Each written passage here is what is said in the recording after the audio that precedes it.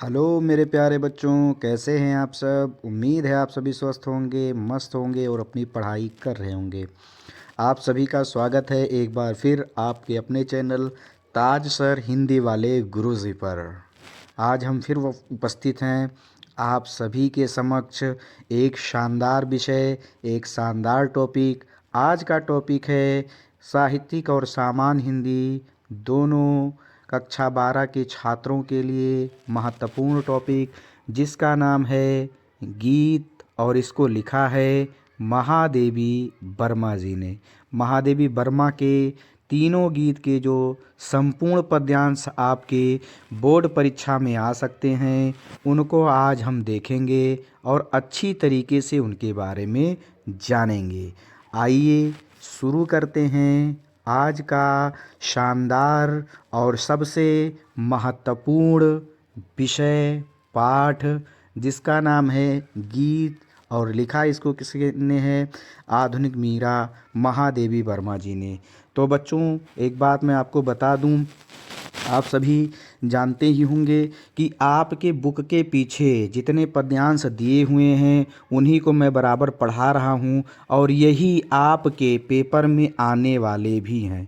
यही आपके पेपर में आएंगे भी। इन्हीं पद्यांशों को अगर हम ठीक तरीके से पढ़ लेते हैं, अच्छी तरीके से जान लेते हैं, तो आप यकीन माने कि आपको बोर्ड परीक्षा में 10 नंबर मिलने वाले हैं। इसीलिए मैं आपको इन पद्यांशों को पढ़ा रहा हूं, और उसके बाद इन पद्यांशों में जो प्रश्न दिए रहते हैं उनको ठीक तरीके से करा रहा हूं। और आपको इतना ही पढ़ना भी है।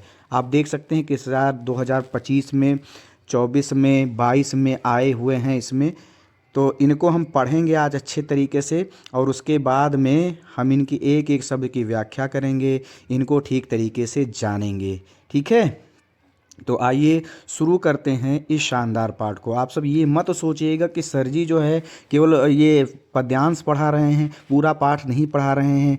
तो पूरा पाठ नहीं आएगा बच्चों, जो आपका पीछे पद्यांश दिया हुआ है इसी में से कोई पद्यांश आ जाएगा। इसके लिए हमें ज़रूरी वही है कि जो बोर्ड पेपर में आ सकता है हम उतना ही पढ़ें, उसके अतिरिक्त पढ़ने का समय नहीं है। इसीलिए जो महत्वपूर्ण है और जो बोर्ड परीक्षा में जो पद्यांश आ सकता है उसी को मैं पूरी तरीके से प्रयास में हूँ कि आपको पढ़ा दूँ। और आप अगर इस चैनल को बराबर फॉलो कर रहे हैं तो आप यकीन माने कि आप बहुत शानदार काम कर रहे हैं, और मैं आपको 100 तक पहुँचा करके ही मानूंगा। ठीक है, तो आइए शुरू करते हैं आज के इस शानदार विषय टॉपिक, जिसका नाम है गीत। तो प्यारे बच्चों, हम पहले एक एक शब्द का सरल अर्थ जानेंगे, उसके बाद में हम पूरे पद्यांश की ठीक तरीके से व्याख्या करेंगे, और उसके बाद नीचे के प्रश्नों को जो ये दिखाई दे रहे हैं इनको हम ठीक तरीके से हल करेंगे। और ये जो पद्यांश है इसको आप BBIMP लिख लें। अब की बार ये बोर्ड परीक्षा की दृष्टि से अत्यंत महत्वपूर्ण है, इसलिए इसको ज़रूर पढ़ें और इसको आप 2026 के लिए मोस्ट इम्पोर्टेंट कर लें। ठीक है, तो इसको खुद भी पढ़ें और दोस्तों को भी बताएं, क्योंकि दोस्त ही दोस्त के काम आता है। तो इस पद्यांश के सभी सरल अर्थों को देखेंगे और उसके बाद इसकी व्याख्या करेंगे। आइए पहले मैं इसको एक बार पढ़ता हूँ, उसके बाद मैं इसके सरल अर्थ बताऊँगा। चिर सजग आँखें उनी दी आज कैसा व्यस्त बाना, जाग तुझको दूर जाना। अचल हिमगिरी के हृदय में आज चाहे कंप हो ले, या प्रलय के आंसुओं में मौन अलसित व्योम रोले। आज पी आलोक को डोले तिमिर की घोर छाया, जागिया विद्युत सिगाओं में निठुर तूफान बोले। पर तुझे है नास पथ पर चिन्ह अपने छोड़वाना, जाग तुझको दूर जाना, जाग तुझको दूर जाना, जाग तुझको दूर जाना, जाग तुझको बोर्ड परीक्षा में है टॉपर बनना।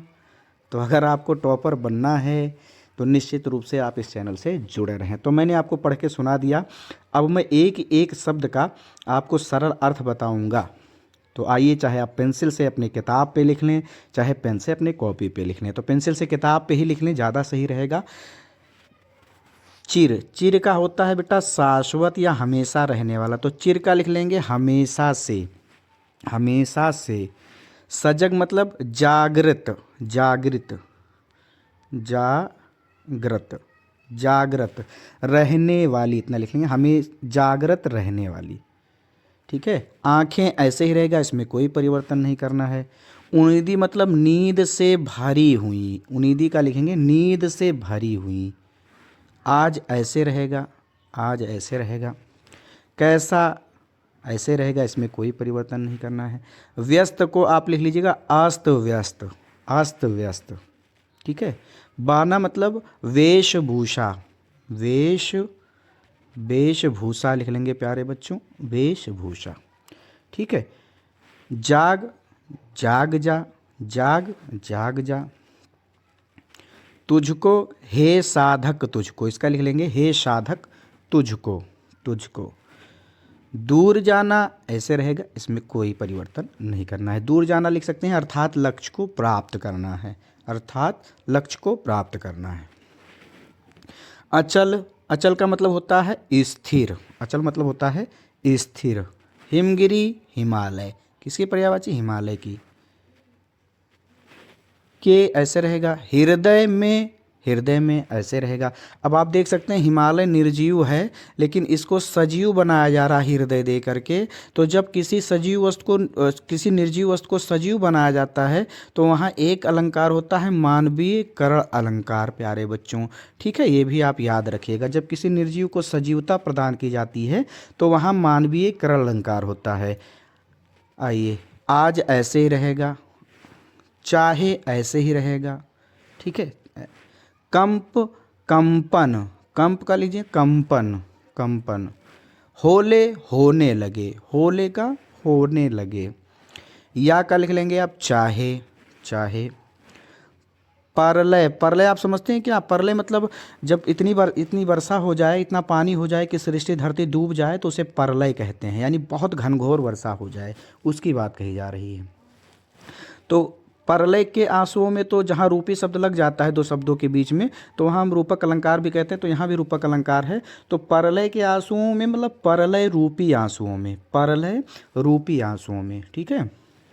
मौन मतलब शांत, मौन का हो जाएगा शांत। आलसित मतलब आलस से युक्त, आलस्य से युक्त। व्योम मतलब आकाश, आकाश। रोले, रोले, रोले का कर लेंगे रोने लगे, अर्थात घनघोर वर्षा हो जाए, इतना लिखना। रोले अर्थात घनघोर वर्षा हो जाए। आज ऐसे ही रहेगा। पी, पी का लिखिएगा निगल कर, पी का लिख लीजिएगा निगल कर। आलोक को लिखिएगा संपूर्ण प्रकाश को, आलोक को का लिखिएगा संपूर्ण प्रकाश को। डोले मतलब डोलने लगे, डोलने लगे। तिमिर मतलब अंधकार की, तिमिर की मतलब अंधकार की। घोर मतलब घनी, घोर मतलब घनी। छाया मतलब छाया ही रहेगा, इसमें कोई परिवर्तन नहीं करना। जाग मतलब जाग जा, जाग जा या जागृत हो जा। विद्युत, विद्युत बिजली होता है, तो विद्युत को विद्युत ही, शिखाओं का ज्वाला होता है, रेखा, लेकिन यहाँ हम कर लेंगे रेखा, तो इतने का हो जाएगा। विद्युत की रेखाओं में, वही जो बिजली की बात की जा रही है, बिजली की जो रेखाओं में। ठीक है। विद्युत की रेखाओं में या बिजली की रेखाओं, बिजली की रेखाओं में। निठुर मतलब कठोर, कठोर। तूफान, बोले मतलब बोलने लगे, बोले मतलब बोलने लगे। पर मतलब लेकिन, लेकिन। तुझे मतलब हे साधक तुझे, हे साधक तुझे। नासपथ, नासपथ को आप विनाश पथ लिखिएगा, नासपथ को विनाश पथ लिख लीजिएगा, या इसको दुनिया भी कह सकते हैं। चिन्ह, चिन्ह मतलब इतना थोड़ा सा बढ़ाएंगे इसमें, चिन्ह अपने नव निर्माण के चिन्ह, अपने नव निर्माण के चिन्ह, नव निर्माण के चिन्ह। ठीक है, निर्माण के चिन्ह। अपने ऐसे रहेगा। छोड़ आना है, छोड़ कर आना है, अर्थात लक्ष्य को प्राप्त करना है, अर्थात लक्ष्य को प्राप्त करना है। ठीक है। जाग मतलब जाग जा, जाग मतलब जाग जा। साधक मतलब हे साधक तुझको। दूर जाना है, दूर जाना अर्थात लक्ष्य को प्राप्त करना है। ठीक है। तो आइए, मैंने एक एक शब्द का आपको सरल अर्थ बता दिया है। अब मैं थोड़ा सा इस पद्यांश के बारे में आपको बता देता हूँ।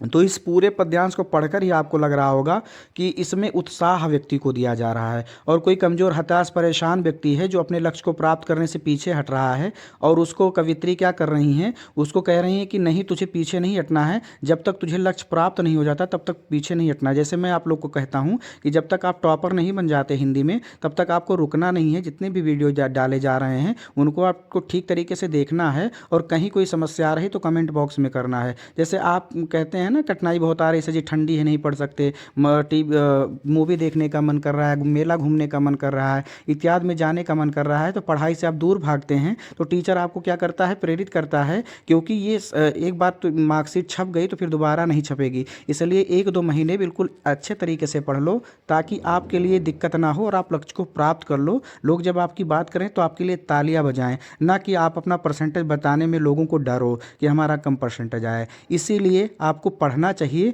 क्योंकि आपको यूपी बोर्ड परीक्षा 2026 में टॉप करना है। तो इसमें भी महादेवी वर्मा जी जो है वो एक साधक को प्रेरित करती हैं कि जब तक तू अपने लक्ष्य को प्राप्त नहीं कर लेता है तब तक तुझे रुकना नहीं है। कैसी भी विपत्ति, कठिनाई आ जाए, फिर भी तू उसे पार करके अपने लक्ष्य को प्राप्त करना है। ठीक है, तो इसमें यही बात कही जा रही है। प्रसंग सबसे पहले हम लिख लेंगे प्यारे बच्चों।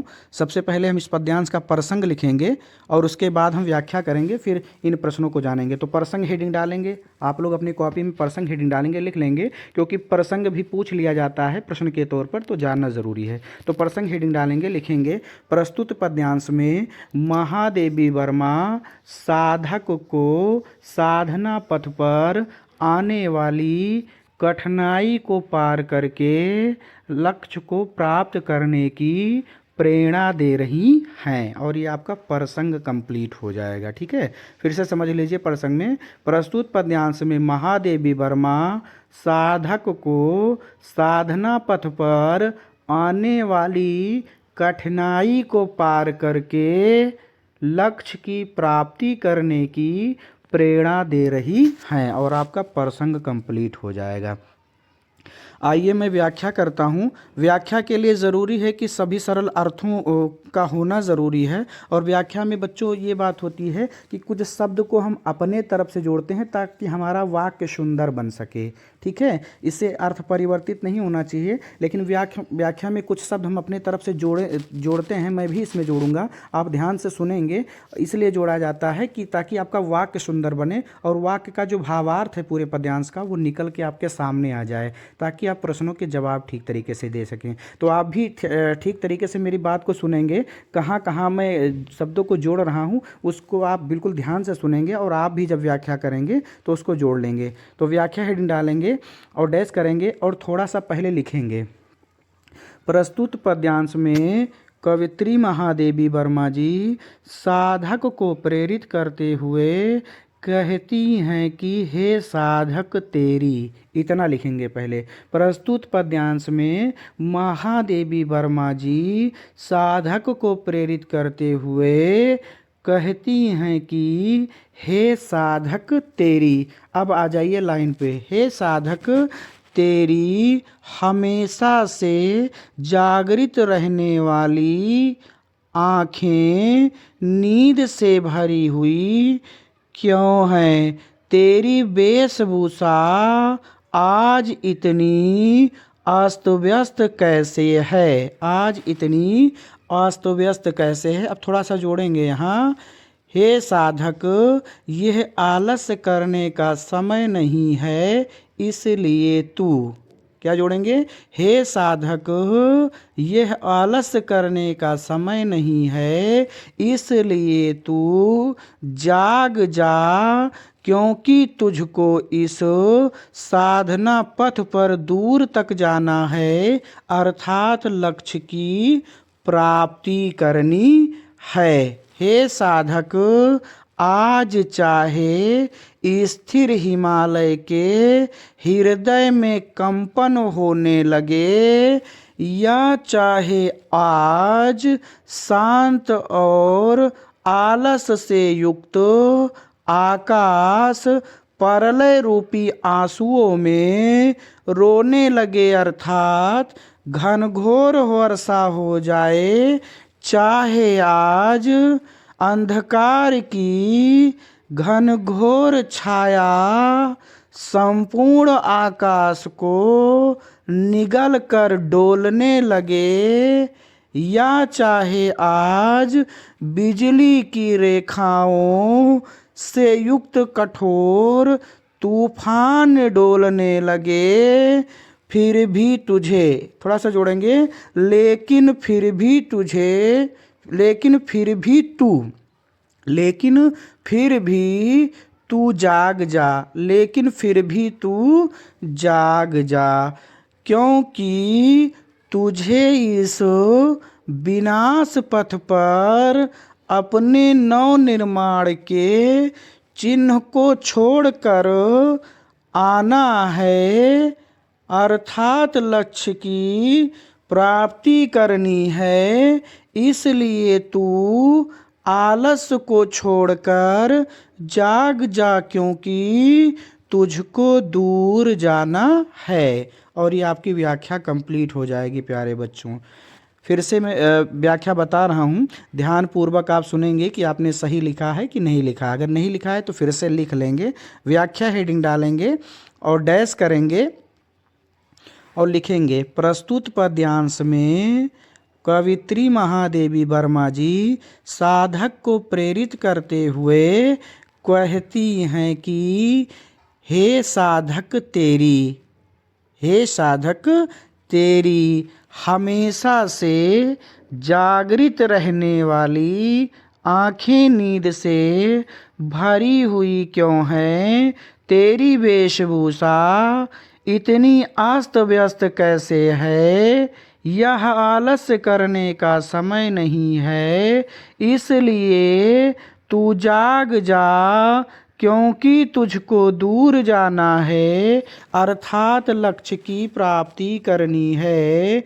आज चाहे स्थिर हिमालय के हृदय में कंपन होने लगे, या चाहे आज शांत और आलस्य से युक्त आकाश परलय रूपी आंसुओं में रोने लगे, अर्थात घनघोर वर्षा हो जाए, चाहे आज अंधकार की घनी छाया संपूर्ण प्रकाश को पीकर डोलने लगे, चाहे आज बिजली की रेखाओं से युक्त कठोर तूफान बोलने लगे, लेकिन फिर भी तू जाग जा, क्योंकि तुझे इस विनाश पथ पर अपने नव निर्माण के चिन्ह को छोड़कर आना है, अर्थात लक्ष्य की प्राप्ति करनी है। इसलिए तू आलस्य को छोड़कर जाग जा, क्योंकि तुझे इस साधना पथ पर दूर तक जाना है। और आपकी व्याख्या पूरी कंप्लीट हो गई प्यारे बच्चों। मुझे उम्मीद है कि आपको समझ में आई होगी। अगर ये व्याख्या हमको कंप्लीट हो जाएगी तभी हम नीचे के प्रश्नों को कर सकेंगे। तो आइए नीचे के सभी प्रश्न जो दिए हुए हैं इनको हल करते हैं और इन्हीं को हल करने पे हमको 10 नंबर मिलेगा। तो आइए, पहला प्रश्न कहा गया है पहले प्रश्न में कि प्रस्तुत पद्यांश में कवित्री एवं कविता का नाम बताइए। तो जब मैं शुरू कर रहा था तभी मैंने बताया था कि कवित्री का नाम क्या है। तो आप प्रश्नोत्तर नंबर 1 डाल देंगे, कवित्री का नाम लिखेंगे, कवित्री का नाम लिख करके, जल्दी से इसमें लिख नहीं जा रहा है इसलिए मैं ऐसे बता, कवित्री का नाम हेडिंग डालेंगे, कवित्री का नाम, और डैश करके लिख देंगे महादेवी वर्मा, ठीक है। और उसके बाद उसके जस्ट नीचे ही लिखेंगे, क्या लिखेंगे, कविता का नाम, कविता का नाम आप एक ही लाइन में लिखेंगे, नाम क्या लिखेंगे, गीत फर्स्ट, गीत फर्स्ट जरूर लिख देंगे प्यारे बच्चों, ठीक है। तो आपको 2 नंबर पूरा मिल जाएगा। उसके बाद प्रसंग में पद्यांश के माध्यम से कवित्री ने पथिक को क्या प्रेरणा दी है। तो इसमें आपको प्रसंग लिखना है प्यारे बच्चों, इसमें प्रसंग की बात कही जा रही है, इसलिए मैंने आपको प्रसंग लिखा दिया था। तो प्रसंग में जो लिखाया था वही लिखना है, लिखेंगे आप, लिख भी लीजिए। प्रस्तुत पद्यांश के माध्यम से कवयित्री महादेवी वर्मा साधक को साधना पथ पर या पथिक को साधना पथ पर आने वाली कठिनाइयों को पार करके लक्ष्य को प्राप्त करने की प्रेरणा दे रही हैं।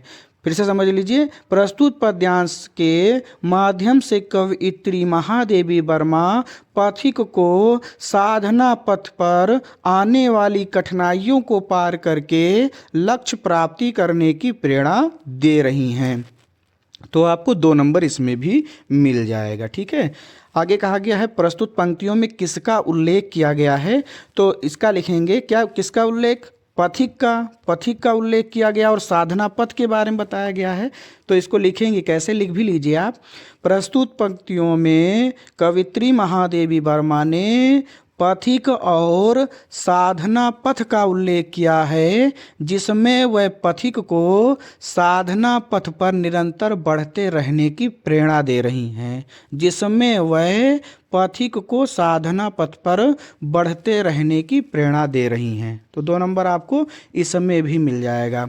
आइए चौथा नंबर प्रश्न पूछा गया है कि अचल हिमगिरी के हृदय में आज चाहे कंप हो ले, तो इसमें कौन सा अलंकार पूछा गया है। तो अलंकार पे आप ध्यान देंगे प्यारे बच्चों, जब मैं पढ़ा रहा तभी मैंने बताया था कि हिमगिरी जो है ये हिमालय, ये निर्जीव है और इसको हृदय दिया जा रहा है, यानी सजीव किया जा रहा है। तो जब किसी निर्जीव को सजीवता प्रदान की जाती है तो वहाँ मानवीय करण अलंकार हो जाता है। तो आप लिख देंगे प्रस्तुत पंक्ति में कौन सा अलंकार है, मानवीय करण अलंकार है, मानवीय करण अलंकार है, और आपको 2 नंबर इसका भी मिल जाएगा।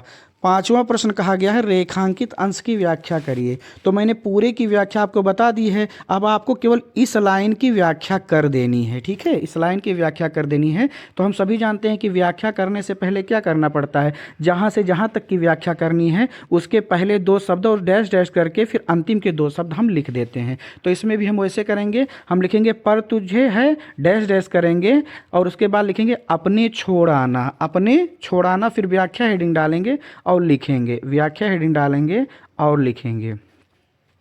क्या लिखेंगे, थोड़ा सा अपने तरफ से जोड़ेंगे। प्रस्तुत पंक्ति में कवयित्री महादेवी वर्मा साधक को या पथिक को प्रेरित करते हुए कहती हैं कि, इतना आपको जोड़ना पड़ेगा। व्याख्या हेडिंग डालेंगे और डैश करके लिखेंगे प्रस्तुत पद्यांश में कवयित्री महादेवी वर्मा जी पथिक को प्रेरित करते हुए कहती हैं कि, अब लाइन पे आ जाए, कहती हैं कि हे पथिक तुझे इस विनाश पथ पर अपने नवनिर्माण के चिन्ह को छोड़कर आना है, अर्थात लक्ष्य को प्राप्त करना है। इसलिए तू आलस्य को छोड़कर जाग जा, क्योंकि तुझे इस साधना पथ पर दूर तक जाना है। ठीक है, इतना आप लिख देंगे और आपकी व्याख्या कंप्लीट हो जाएगी। तो आपको 2 नंबर इसका भी मिल जाएगा, यानी आपको इस पूरे पद्यांश से 10 नंबर मिलने वाले हैं, वो आपके क्लियर हो जाएंगे। और ये पद्यांश BBIMP है, इसको आप याद रखिएगा। कितनी आसानी से हमने सभी प्रश्नों को कर लिया है। मुझे उम्मीद है कि ये पूरा पद्यांश आपको ठीक तरीके से समझ में आया होगा, और अगर समझ में आया है तो शेयर करें। अगर कहीं कोई दिक्कत है बेटा तो कमेंट बॉक्स में आप बता सकते हैं। ठीक है, निश्चित रूप से आपको बहुत अच्छे तरीके से समझाने का प्रयास किया जाता है, ऐसा आपको शायद कहीं पे मिले। कमेंट बॉक्स में ज़रूर बताया करिए आप कि हम कैसा पढ़ाते हैं। अगर कोई सुधार की आवश्यकता है तो वो भी आप बता सकते हैं, क्योंकि ज्ञान का कोई अधिष्ठाता नहीं है, ज्ञान का कोई स्वामी नहीं है। ठीक है, आइए बढ़ते हैं अगले पद्यांश की तरफ। तो बच्चों, हम पद्यांश खा पर पहुंच गए हैं, और ये पद्यांश देख सकते हैं आप, सामान्य हिंदी के पेपर 2023 में आया हुआ है। तो इसको भी आप IMP कर लेंगे। ठीक है, IMP कर लेंगे, क्योंकि ये बोर्ड परीक्षा के दृष्टि से बहुत महत्वपूर्ण है। 2-3 साल बाद वो पद्यांश रिपीट हो जाते हैं पुनः, तो ये आने की पूरी संभावना है, तो इसको रिपीट कर लेंगे। आइए इसको भी पढ़ते हैं, फिर सरल अर्थ देखेंगे इसका। कह का हो जाएगा प्यारे बच्चों, कहना मत कह, कहना का हो जाएगा मत कह। ठीक है, मत कह। ठंडी सांस, तो हम ठंडी सांस कब लेते हैं, जब बहुत दुखी होते हैं तो हम ठंडी सांस लेते हैं ना, हम गहरी सांस कब लेते हैं। तो ठंडी सांस का मतलब लिख लीजिएगा दुख भरी या दुख से युक्त, दुख भरी या दुख से युक्त, दुख से युक्त या दुख भरी। ठीक है, अब ऐसे रहेगा भूल मतलब भूल जा, भूल जा। वह मतलब वह। जलती मतलब दुख भरी, दुख भरी, दुख भरी। कहानी ऐसे ही रहेगा, कहानी तो इतने का हो जाएगा, जलती कहानी का दुख भारी कहानी। ठीक है। अग्नि मतलब आग, अग्नि मतलब आग, लेकिन यहाँ थोड़ा सा हम जोड़ के लिखेंगे उत्साह रूपी आग, उत्साह रूपी आग। हो ऐसे रहेगा उर में हृदय में, उर में हृदय में। तभी ऐसे रहेगा। दीर्घ मतलब नेत्र, दीर्घ मतलब नेत्र या आँखों में, आँखों में कर लेंगे। सजेगा, अब सजे का दो अर्थ है। पहला अर्थ हम लिखेंगे सुशोभित होगा, सुशोभित, और दूसरा अर्थ लिखेंगे मूल्य, मूल्य। ठीक है, दूसरा अर्थ लिख लेंगे मूल्य, पहला का अर्थ लिख लेंगे सुशोभित। दो अर्थ लिख लेंगे। आइए अभी दोनों का काम लगेगा, इसलिए मैं आपको बता रहा हूँ। आज ऐसे रहेगा। पानी का मतलब यहाँ आंसू। ठीक है, आंसू हो जाएगा। पानी का अर्थ यहाँ आंसू से है। आँख का पानी जो होता है आंसू कहते हैं उसे, तो यहाँ आंसू हो जाएगा। ठीक है। हार, हार मतलब पराजय, पराजय। भी तेरी ऐसे ही रहेगा। बनेगी मतलब बन जाएगी, बनेगी, बन जाएगी। माननी, माननी का मतलब सम्माननीय, सम्माननीय। जय का लिख लीजिएगा विजय, विजय। कि ऐसे रहेगा। पताका मतलब ध्वज होता है, यहाँ लिख लेंगे प्रतीक चिन्ह, प्रतीक चिन्ह लिख लेंगे, प्रतीक चिन्ह। राख, राख ऐसे रहेगा। राख हो जाता है, राख में मिल जाता है। क्षणिक थोड़ी देर में, क्षणिक थोड़ी देर में। पतंग, पतंग की अनेकार्थी शब्द है। पतंग माने सूर भी होता है बच्चों, ये अनेकार्थी में पूछा जाता है, इसको आप याद रखिएगा। और पतंग माने उड़ने वाली एक पतंग होती है उसको, और पतंग माने कीट भी होता है। आपने देखा होगा जब आप ठंडियों में जलाते हैं लाइट, जब कम ठंडी रहती है तो चारों तरफ कीड़े बहुत सारे आ जाते हैं। ठीक है, तो उसी की बात कही जा रही है कि बहुत सारे कीट आ जाते हैं। तो यही कीड़े और क्या करते हैं, उस जो बत्ती या ढेबरी या जो भी कुछ आप जलाते हैं ट्यूबलाइट, तो उसके आसपास मंडराते रहते हैं। तो बहुत सारे कीड़े आप देखिए सुबह मरे पड़े रहते हैं। यानी उनका उद्देश्य होता है कि वो किसी तरह उस रोशनी जहाँ से निकल रही वहाँ तक पहुँच जाएं, उसको प्राप्त करते करते वे समाप्त हो जाते हैं। उसी प्रकार व्यक्ति को भी चाहिए कि जब तक अगर वो लक्ष्य को प्राप्त करने, अपने प्रियतम परमात्मा को प्राप्त करने के लिए वो आगे बढ़ रहा है और उसमें इतनी बाधा आ रही कि उसको प्राणों को भी अर्पित कर देना पड़ेगा, तो अर्पित कर देना चाहिए, तभी उसे परमात्मा की प्राप्ति हो सकती है। इसमें यही बताया गया। तो पतंग का आप यहाँ लिख लेंगे कीट। ठीक है। अमर, अमर मतलब हमेशा या अमर का जो कभी ना मरे। ठीक है, हमेशा, हमेशा हो जाएगा। दीपक, तो यहाँ लिख लेंगे दीपक के लौ के साथ, इतना थोड़ा सा लिख लेंगे, इसमें बढ़ा लेंगे दीपक के लौ के साथ। ठीक है। निशानी, निशानी ऐसे ही रहेगा, निशानी ऐसे ही रहेगा। आगे कहा गया है तुझे, तो हे साधक तुझे, हे साधक तुझे। अंगार सैया, अंगार सैया ऐसे रहेंगे, लेकिन इसका दूसरा जो अर्थ लिखेंगे बच्चों, एक अर्थ इसका अंगार सैया ही रहेगा, लेकिन दूसरा अर्थ हो जाएगा कष्ट से भरे संसार में, कष्ट से भरे संसार में, भरे संसार में। ठीक है। मृदुल, मृदुल कोमल कलियां, तो एक तो अर्थ कोमल कलियां ही रहेगा, और दूसरा इसका लिख लेंगे आनंदमय परिस्थितियां, आनंदमय परिस्थितियां, परिस्थितियां, आनंदमय परिस्थितियां। बिछाना मतलब एक तो बिछाना ही रहेगा, एक है उत्पन्न करना। ठीक है। जाग, जाग जा, जाग मतलब आलस्य को छोड़कर जाग जा, क्योंकि तुझको इस साधना पथ पर दूर तक जाना है। तो ये बात आपको समझ में सभी सरल अर्थ हो गए। आइए अब हम देखते हैं इसमें क्या बात कही गई है। तो थोड़ा सा पहले इस पद्यांश के बारे में हम अच्छे से समझ लेते हैं, क्योंकि इसमें बहुत सारे शब्द प्यारे बच्चों हम अपने तरफ से जोड़ेंगे, क्योंकि ये जो खड़ी बोली के जितने पद्यांश होते हैं उनका अर्थ निकालना उतना आसान नहीं होता है, तो इसमें बहुत सारे शब्द अपने तरफ से जोड़े जाते हैं।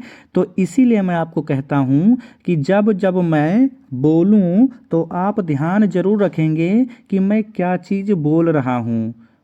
कुछ शब्द के जो अर्थ मैं बोलूँगा जो मैं लिखाया हुआ हूँ इस पद्यांश में, और कुछ शब्द मैं ऐसे भी बोलूँगा जिसको मैंने लिखाया नहीं है, अलग से बोलूँगा, अर्थात वाक्य को अच्छा बनाने के लिए बोलूँगा।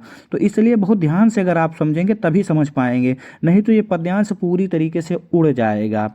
ये दार्शनिक ज्ञान है, जहाँ ईश्वर की बात हो, जहाँ परमात्मा की बात हो, तो वहाँ चीज़ें बहुत कम समझ में आती हैं। तो इसमें बात क्या कही गई है, इसमें कहा गया है साधक को प्रेरित ही किया गया है, लेकिन कवियत्री महादेवी वर्मा इस प्रकार प्रेरित करती हैं कि हे साधक, तेरे आलस्य के कारण जो तुझे पीड़ा मिली, पिछले जो तेरे दुख थे, तू उनको भूल जा, उनको ठंडी सांस में मत कहे। अब तेरे हृदय में अगर उत्साह रूपी आग होगी, और तभी तेरे जो आंखों में सजने वाला पानी सुशोभित जो आंसू होगा उसका कोई मूल्य होगा। और यदि तू अपने प्रियतम परमात्मा को प्राप्त करते करते हार भी जाता है, तो तेरी वह हार विजय का प्रतीक चिन्ह बनकर सम्मानीय रहेगी, क्योंकि हार भी असफलता भी गौरव का प्रतीक बन जाती है। आगे वो पतंगे के माध्यम से समझाते हुए कहती हैं कि जिस प्रकार पतंगा अपनी लक्ष्य प्राप्ति के लिए दीपक के चारों तरफ मंडराता है और उसके बाद वह थोड़ी ही देर में जलकर राख हो जाता है, लेकिन उसका जो बलिदान होता है वो हमेशा जलने वाले दीपक के लौ के साथ अमर हो जाता है। अर्थात जब जब दीपक की बात होती है तब तब पतंगे की भी बात होती है। इसलिए तेरे लिए विषम परिस्थितियां हैं, यह कष्टों से भरा हुआ संसार है और तुझको आनंदमय परिस्थितियां बनाना है, इसलिए तू आलस को छोड़ दे और आगे बढ़ता चला जा। इसमें यही बात कही गई है। तो थोड़ा सा हम पहले प्रसंग लिखेंगे, उसके बाद मैं इसकी व्याख्या करूंगा, आप ध्यान से सुनेंगे बेटा। प्रसंग क्या लिखेंगे,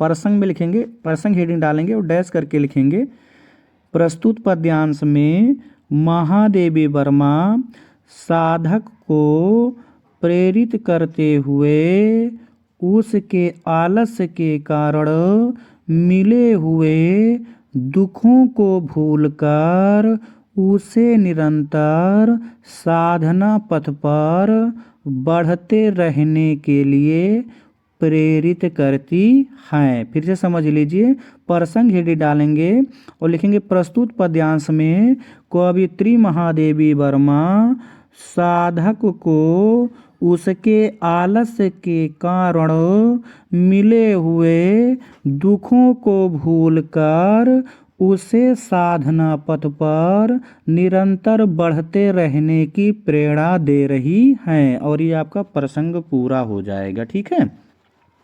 अब आइए मैं इसकी व्याख्या करता हूँ, और उसके बाद में इन नीचे दिए हुए प्रश्न हैं, इन प्रश्नों को भी हम हल करेंगे, ठीक है, इन प्रश्नों को भी हल करेंगे। तो व्याख्या आप हेडिंग डालेंगे और कुछ शब्द अपने तरफ से जोड़ के लिखेंगे। तो मैं बता रहा हूँ, पहले आप व्याख्या हेडिंग डालेंगे, व्याख्या हेडिंग डालेंगे और उसके बाद लिखेंगे, ठीक है।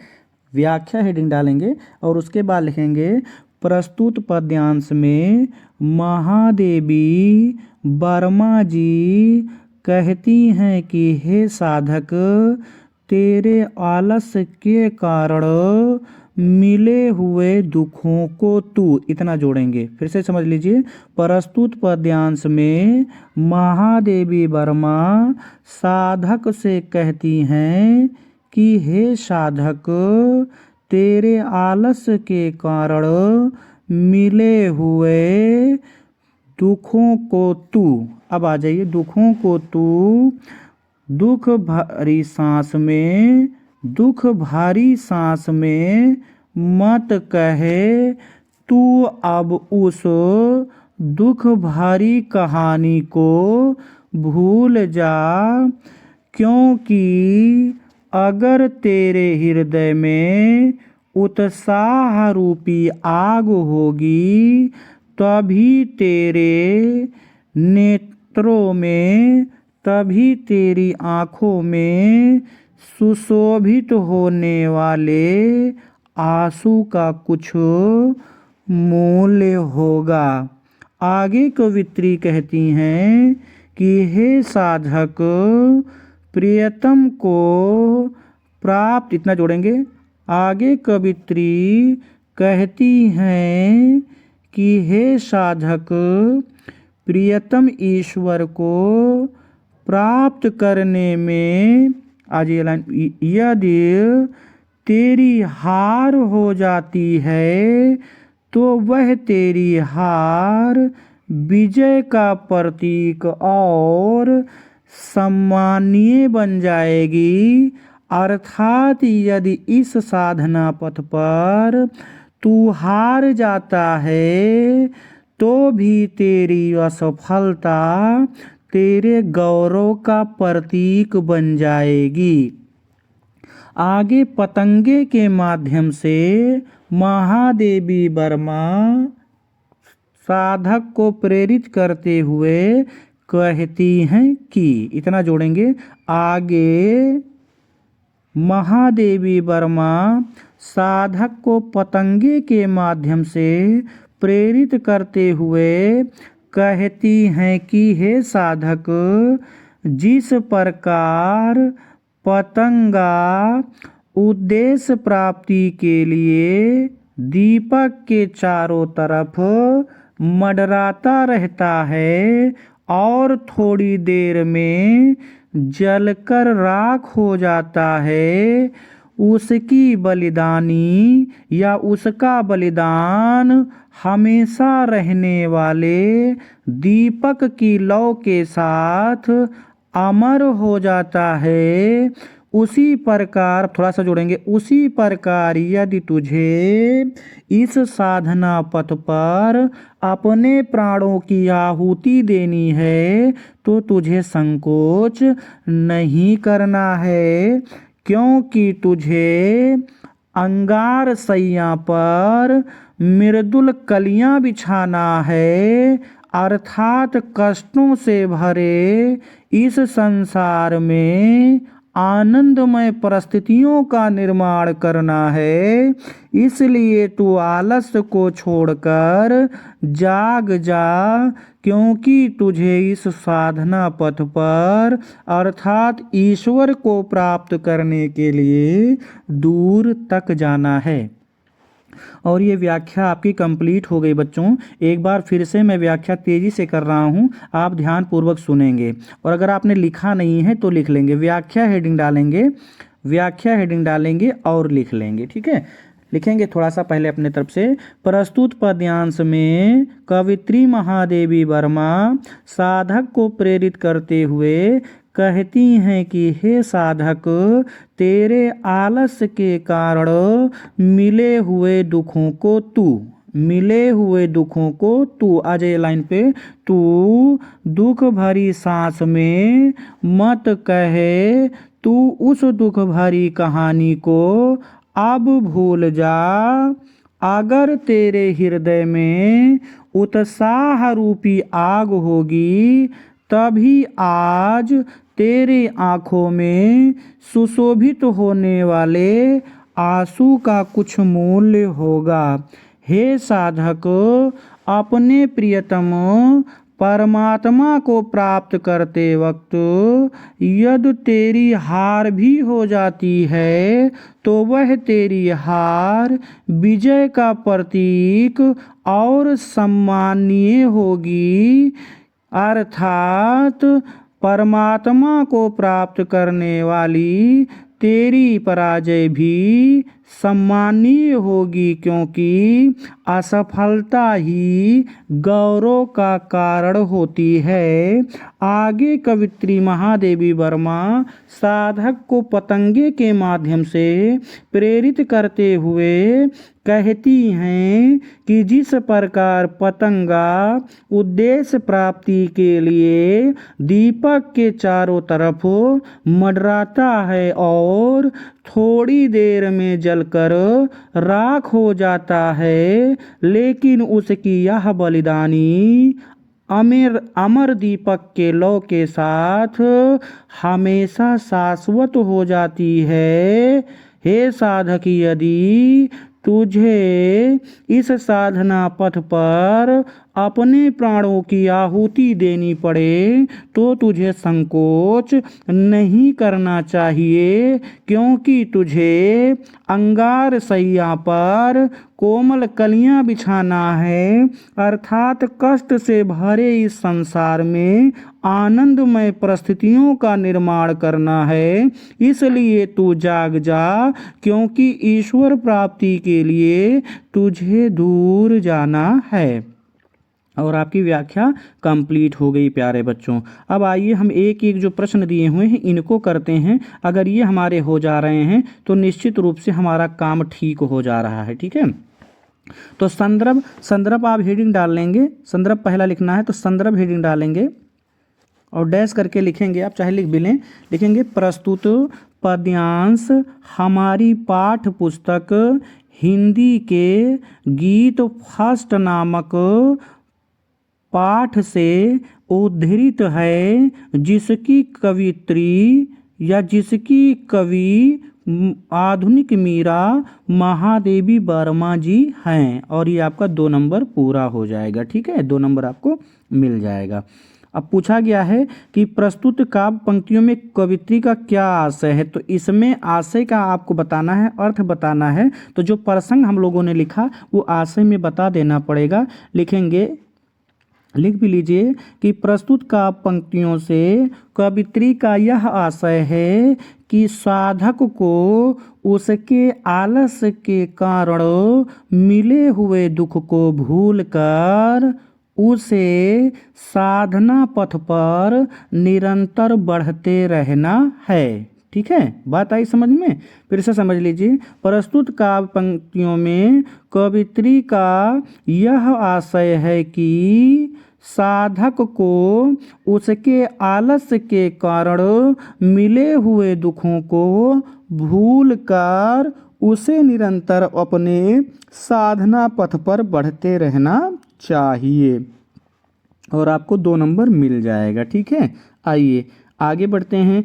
दीर्घ और पताका शब्दों की एक एक पर्यायवाची लिखनी है, यानी एक एक इनका पर्यायवाची। तो दीर्घ माने आप जानते हैं नेत्र होता है ना, नेत्र होता है, नयन होता है, लिख लेंगे आप। ठीक है, और उसके बाद पताका, पताका का मतलब होता है ध्वज, ध्वज होता है, केतु भी होता है, केतु, और प्रतीक चिन्ह भी होता है, तो आप लिख लेंगे इसको। ठीक है, बात आ रही समझ में? आइए 2 नंबर आपको इसका भी मिल जाएगा। अब पूछा गया क्षणिक में मूल शब्द और प्रत्यय अलग अलग करिए। तो आप सभी जानते हैं प्रत्यय वे शब्दांश होते हैं प्यारे बच्चों, जो मूल शब्द के पीछे जुड़कर उनके अर्थ में परिवर्तन कर देते हैं। तो ये जो क्षण बना है प्यारे बच्चों, ध्यान से देखिएगा, क्षण, इसमें इक प्रत्यय लगा हुआ है। अब थोड़ा सा आप ध्यान से देखेंगे, जो ये हमेशा जब प्रत्यय जुड़ता है तो मूल शब्द के अंतिम स्वर को हटाकर जुड़ता है। तो मूल शब्द का अंतिम स्वर क्या है? इस अड़ा में जो छोटा आ है, ठीक है, यही इसका क्या है? स्वर है। तो इसको ये छोटा हटा देगा, फिर रा जो अड़ा है वो हल के साथ हो जाएगा प्यारे बच्चों, अड़ा हल के साथ हो जाएगा। तो अड़ा में जब छोटी ई जुड़ जाएगी, अड़ा में छोटी ई जुड़ेगी तो क्या हो जाएगा? अड़ा पे छोटी की मात्रा हो जाएगी और ये शब्द क्या बन जाएगा? क्षणिक बन जाएगा। ठीक है, क्षणिक बन जाएगा।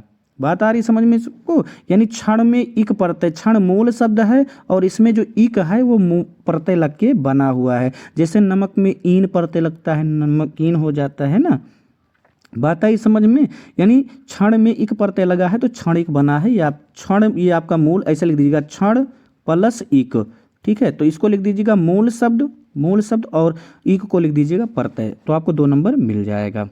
अब आइए रेखांकित अंश की व्याख्या करनी है। तो आप देखिए रेखांकित अंश केवल 1 लाइन किया हुआ है, केवल 1 लाइन किया हुआ है। तो थोड़ा सा हम अपनी तरफ से जोड़ेंगे। पहले तो हमें जहाँ से जहाँ तक की व्याख्या करनी होती है उसको हम बता देते हैं, इंस्ट्रक्शन दे देते हैं कि हम यहाँ से यहाँ तक की व्याख्या किए हैं। तो यहाँ आप करेंगे, पहले 2 शब्द लिखेंगे, फिर डैश डैश करेंगे, फिर अंतिम 2 शब्द लिखेंगे। तो हार भी करके डैश डैश कर देंगे और उसके बाद लिख देंगे जय की पताका, जय की पताका, यानी यहाँ से यहाँ तक की आप व्याख्या कर रहे हैं। फिर व्याख्या हेडिंग डालेंगे और लिखेंगे प्रस्तुत पद्यांश में कवयित्री महादेवी वर्मा जी साधक को प्रेरित करते हुए कहती हैं कि हे साधक, साधना पथ पर यदि तेरी हार हो जाती है तो यदि तेरी हार हो जाती है तो तेरी वह हार भी विजय का प्रतीक चिन्ह और सम्मानीय बन जाएगी, अर्थात साधना पथ पर मिलने वाली तेरी पराजय भी सम्मानीय होगी, क्योंकि असफलता ही गौरव का कारण होती है। फिर से समझ लीजिए, प्रस्तुत पद्यांश में कवयित्री महादेवी वर्मा जी साधक को प्रेरित करते हुए कहती हैं कि हे साधक, यदि साधना पथ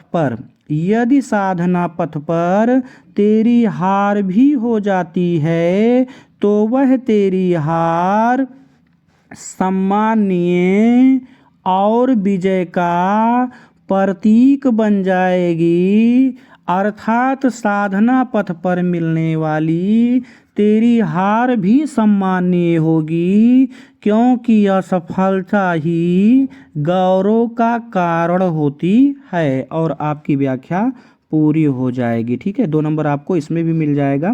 और उसके बाद में आप देख रहे हैं कि आपने 10 के 10 अच्छे तरीके से कर लिए हैं प्यारे बच्चों, और ये 23 में आया हुआ था, तो आप इसको भी इम्पोर्टेंट कर लीजिएगा। मुझे उम्मीद है कि ठीक तरीके से आपको समझ में आया होगा। इससे जुड़े हुए कुछ प्रश्न और दूसरी किताब में दिए हुए हैं, तो मैं वो भी आपको करा देता हूँ। देखिए बच्चों, ये जो पद्यांश दिया हुआ ये भी वही पद्यांश है, लेकिन इसमें 1-2 क्वेश्चन थोड़ा अलग दिए हुए हैं, और ये भी आपको दूसरी बुक में मिलेगा।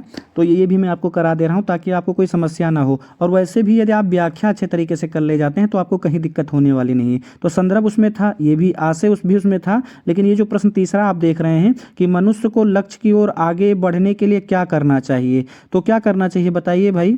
तो इसमें आपको लिखना है कि मनुष्य को अपने लक्ष्य की ओर आगे बढ़ने के लिए आलस्य को त्याग देना चाहिए और कठिन परिश्रम करना चाहिए। ठीक है, इसको ऐसे लिख लेंगे, मनुष्य को अपने लक्ष्य की ओर आगे बढ़ते रहने के लिए आलस्य को त्याग कर कठिन परिश्रम करना चाहिए, और ये आपका उत्तर हो जाएगा।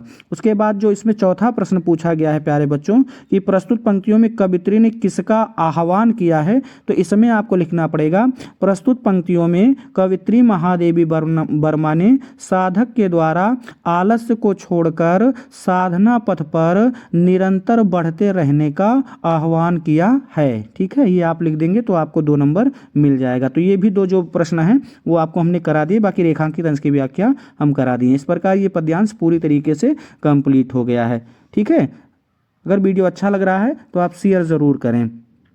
आइए अगले पद्यांश की तरफ चलते हैं। तो बच्चों, हम तीसरे पद्यांश की तरफ बढ़ गए हैं, और ये जो आपका पद्यांश है वो महादेवी वर्मा के गीत 2 से लिया गया है। गीत 2 जो उनका है, गीत 2 से लिया गया है। तो इसको भी हम पढ़ेंगे, उसके बाद एक एक शब्द का हम सरल अर्थ जानेंगे, उसके बाद इसकी व्याख्या करेंगे और इसके सभी प्रश्नों को हल करेंगे जो नीचे दिए हुए हैं। इसको भी हम ठीक तरीके से हल करेंगे, और ये भी इम्पोर्टेंट आप कर लीजिएगा, यानी ये पाठ ही पूरा इम्पोर्टेंट है निश्चित रूप से, इसमें से बोर्ड परीक्षा में आता ज़रूर है, तो आप इसको भी स्टार कर लेंगे। आइए इसके पहले इसको पढ़ते हैं और उसके बाद एक एक शब्द का हम सरल अर्थ देखते हैं। पंथ होने दो अपरिचित प्राण रहने दो अकेला, घेर ले छाया वमा बन आज कज्जल अश्रुओं में रिमझिमा ले ये घिरावन, और होंगे नैन सूखे तिल बुझे वो पलक रूखे, आद्र चितवन में यहाँ सद विद्युतों में दीप खेला। पंथ होने दो परिचित प्राण होने दो अकेला। आप कहते हैं ना मेरा दोस्त नहीं पढ़ता तो हम भी नहीं पढ़ेंगे, तो बेटा समझ लो कि आपको कामयाबी अकेले ही मिलने वाली है। आप चाहें कि संसार को आप कामयाब बना दे तो ऐसा नहीं हो सकता। हाँ, आप चाहें कि खुद आप कामयाब बन जाएं तो आप ज़रूर बन सकते हैं। इसलिए आपको अकेला ही चलना पड़ेगा। कोई भी जो कठिन रास्ता है वो आपको अकेले ही तय करना पड़ेगा, फिर लोग आपके साथ जुड़ेंगे। तो इसमें ये बात कही गई है कि अगर जो आपका रास्ता है जिस पर आप चल रहे हैं, अगर अकेले हैं, आप अकेले पढ़ रहे हैं, आपका दोस्त नहीं पढ़ रहा है, तो उसे आप छोड़ दीजिए, क्योंकि जब कामयाबी मिलेगी तो आपका दोस्त अपने आप जुड़ जाएगा आपसे आकर के। तो इसमें यही बात कहेगी कि साधना पथ पर यदि चलने वाला व्यक्ति अकेला है तो क्या है, भले वो अकेला है, अकेला चलता रहे। ठीक है, तो इसमें महादेवी वर्मा अपने प्राण को संबोधित कर रही हैं। आइए पहले हम एक एक शब्द का सरल अर्थ देखते हैं, उसके बारे में हम इसको आपको बताएंगे। पंथ, तो पंथ आ गया है, वैसे पथ होना चाहिए था, पंथ आप पथ कर लीजिएगा, पथ को ले लिया साधना पथ, साधना पथ। ठीक है, होने दो का कहने रहने दो, रहने दो, रहने दो। अपरिचित का मतलब अनजान, अपरिचित का लिख लीजिएगा अनजान, जिसके बारे में जानता ना। अज्ञात भी लिख सकते हैं, अपरिचित अज्ञात लिख लीजिएगा। ठीक है, प्राण, प्राण ये महादेवी वर्मा स्वयं के प्राण के लिए कह रही हैं, तो प्राण को मिले हे प्राण, हे प्राण कर लेंगे। रहने दो, रहने दो का मतलब होने दो, होने दो। अकेला ऐसे ही रहेगा, इसमें कोई परिवर्तन नहीं करना है। घेर ले, घेर ले ऐसे ही रहेगा। छाया ऐसे ही रहेगा, लेकिन यहाँ थोड़ा सा लिख लेंगे मेरी छाया, मेरी छाया। ठीक है, छाया मतलब इच्छा से है यहाँ, तो मेरी छाया। अमाबन अमावस्या बनकर, अमाबन अमावस्या बनकर। कभी कभी आप जब अच्छा काम करने जाते हैं तो आपकी जो इच्छाएं हैं ना, कभी पढ़ने चले तो लाओ, मन किया कि लाओ भाई कुछ पिक्चर भी देख लें, कुछ मनोरंजन कर लें, गेम खेल लें, इंस्टा चला लें, आप और भी काम आप करने लग जाते हैं। तो उस परिस्थिति में भी महादेवी वर्मा अपने प्राण को संबोधित करती हैं कि तुझे रुकना नहीं है।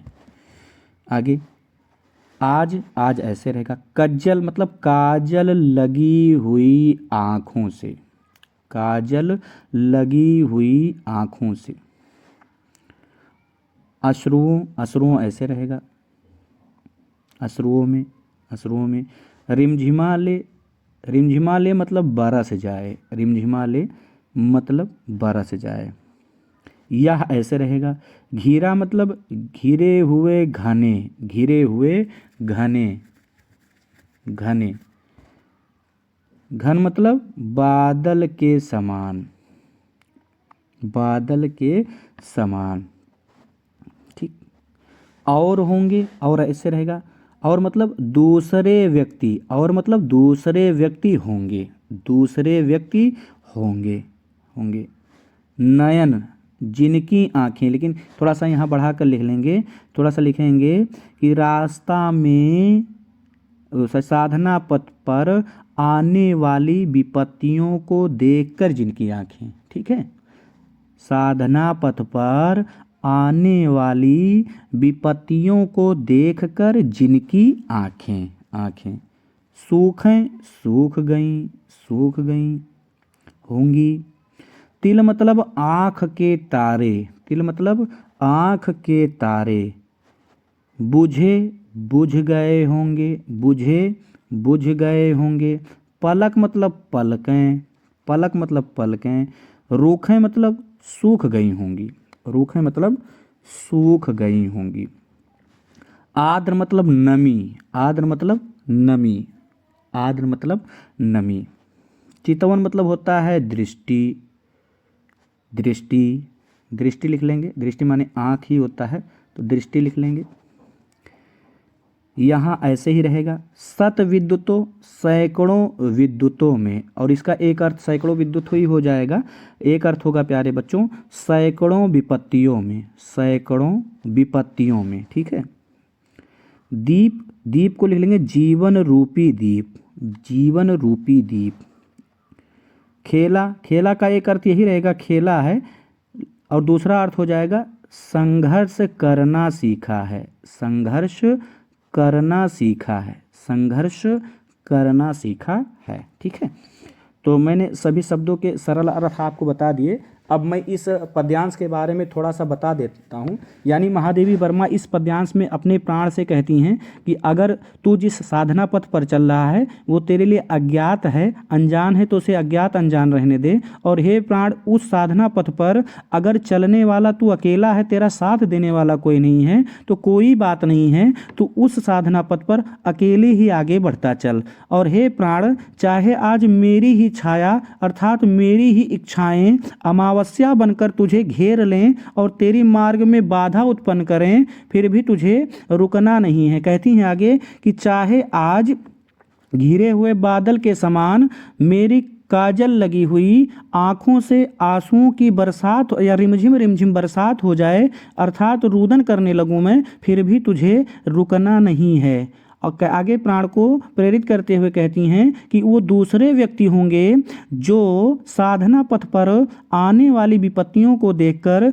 जिनकी आंखें सूख गई होंगी, जिनके आंखों के तारे बुझ गए होंगे, जिनकी पलकें सूख गई होंगी, मेरे इस दृष्टि में हमेशा नमी विद्यमान रहती है, अर्थात मेरी आंखें आंसुओं से भरी रहती हैं, क्योंकि मेरे जीवन रूपी दीप ने सैकड़ों विद्युतों में, सैकड़ों कठिनाइयों में भी संघर्ष करना सीखा है। तो इसमें यही बात कही गई है। ठीक है, तो आइए सबसे पहले इसका हम प्रसंग लिखते हैं, उसके बाद में हम इसकी व्याख्या करेंगे। ठीक है, प्रसंग आप हेडिंग डालेंगे।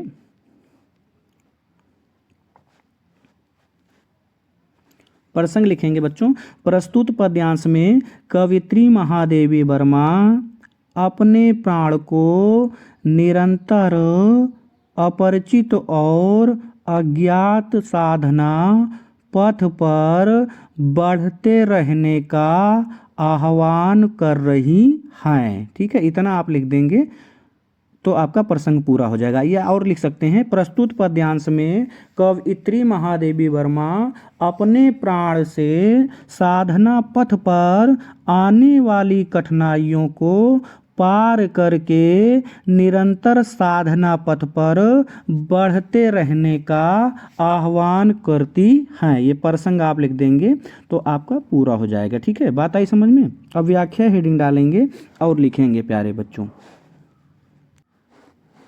व्याख्या डालेंगे, हेडिंग और डैश करके लिखेंगे। आप चाहे तो लिख भी सकते हैं, थोड़ा सा अपने तरफ से बढ़ाकर लिखना पड़ेगा।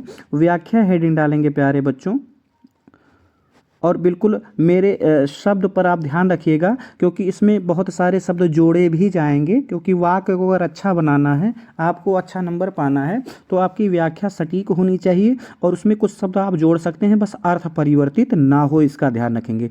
तो व्याख्या हेडिंग डालेंगे और व्याख्या हेडिंग डालने के बाद डैश करेंगे और लिखेंगे। प्रस्तुत पद्यांश में कवयित्री महादेवी वर्मा अपने प्राण को संबोधित करते हुए कहती हैं कि हे प्राण, तेरे साधना का, इतना लिख लेंगे, तेरे साधना का, आइए, तेरे साधना का पथ अगर अपरिचित और अज्ञात है तो उसे अपरिचित और अज्ञात रहने दे।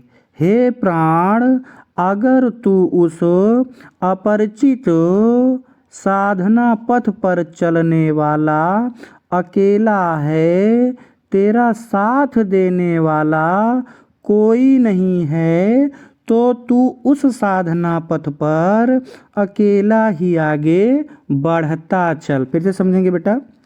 प्रस्तुत पद्यांश में महादेवी वर्मा जी अपने प्राण को संबोधित करते हुए कहती हैं कि अगर तेरे साधना का पथ अपरिचित और अज्ञात है तो उसे अपरिचित और अज्ञात रहने दे। हे प्राण, अगर तू साधना पथ पर या अपरिचित साधना पथ पर चलने वाला अकेला है, थोड़ा सा जोड़ेंगे, चलने वाला अकेला है, अर्थात तेरा साथ देने वाला कोई नहीं है, तो तू उस साधना पथ पर अकेला ही आगे बढ़ता चल। हे प्राण, चाहे मेरी ही छाया अमावस्या बनकर तुझे घेर ले अर्थात तेरे साधना मार्ग में बाधा उत्पन्न करे, चाहे आज घिरे हुए बादल के समान मेरी काजल लगी आँखों से आंसुओं की रिमझिम बरसा हो जाए, फिर भी तुझे साधना के पथ पर आगे बढ़ते रहना है।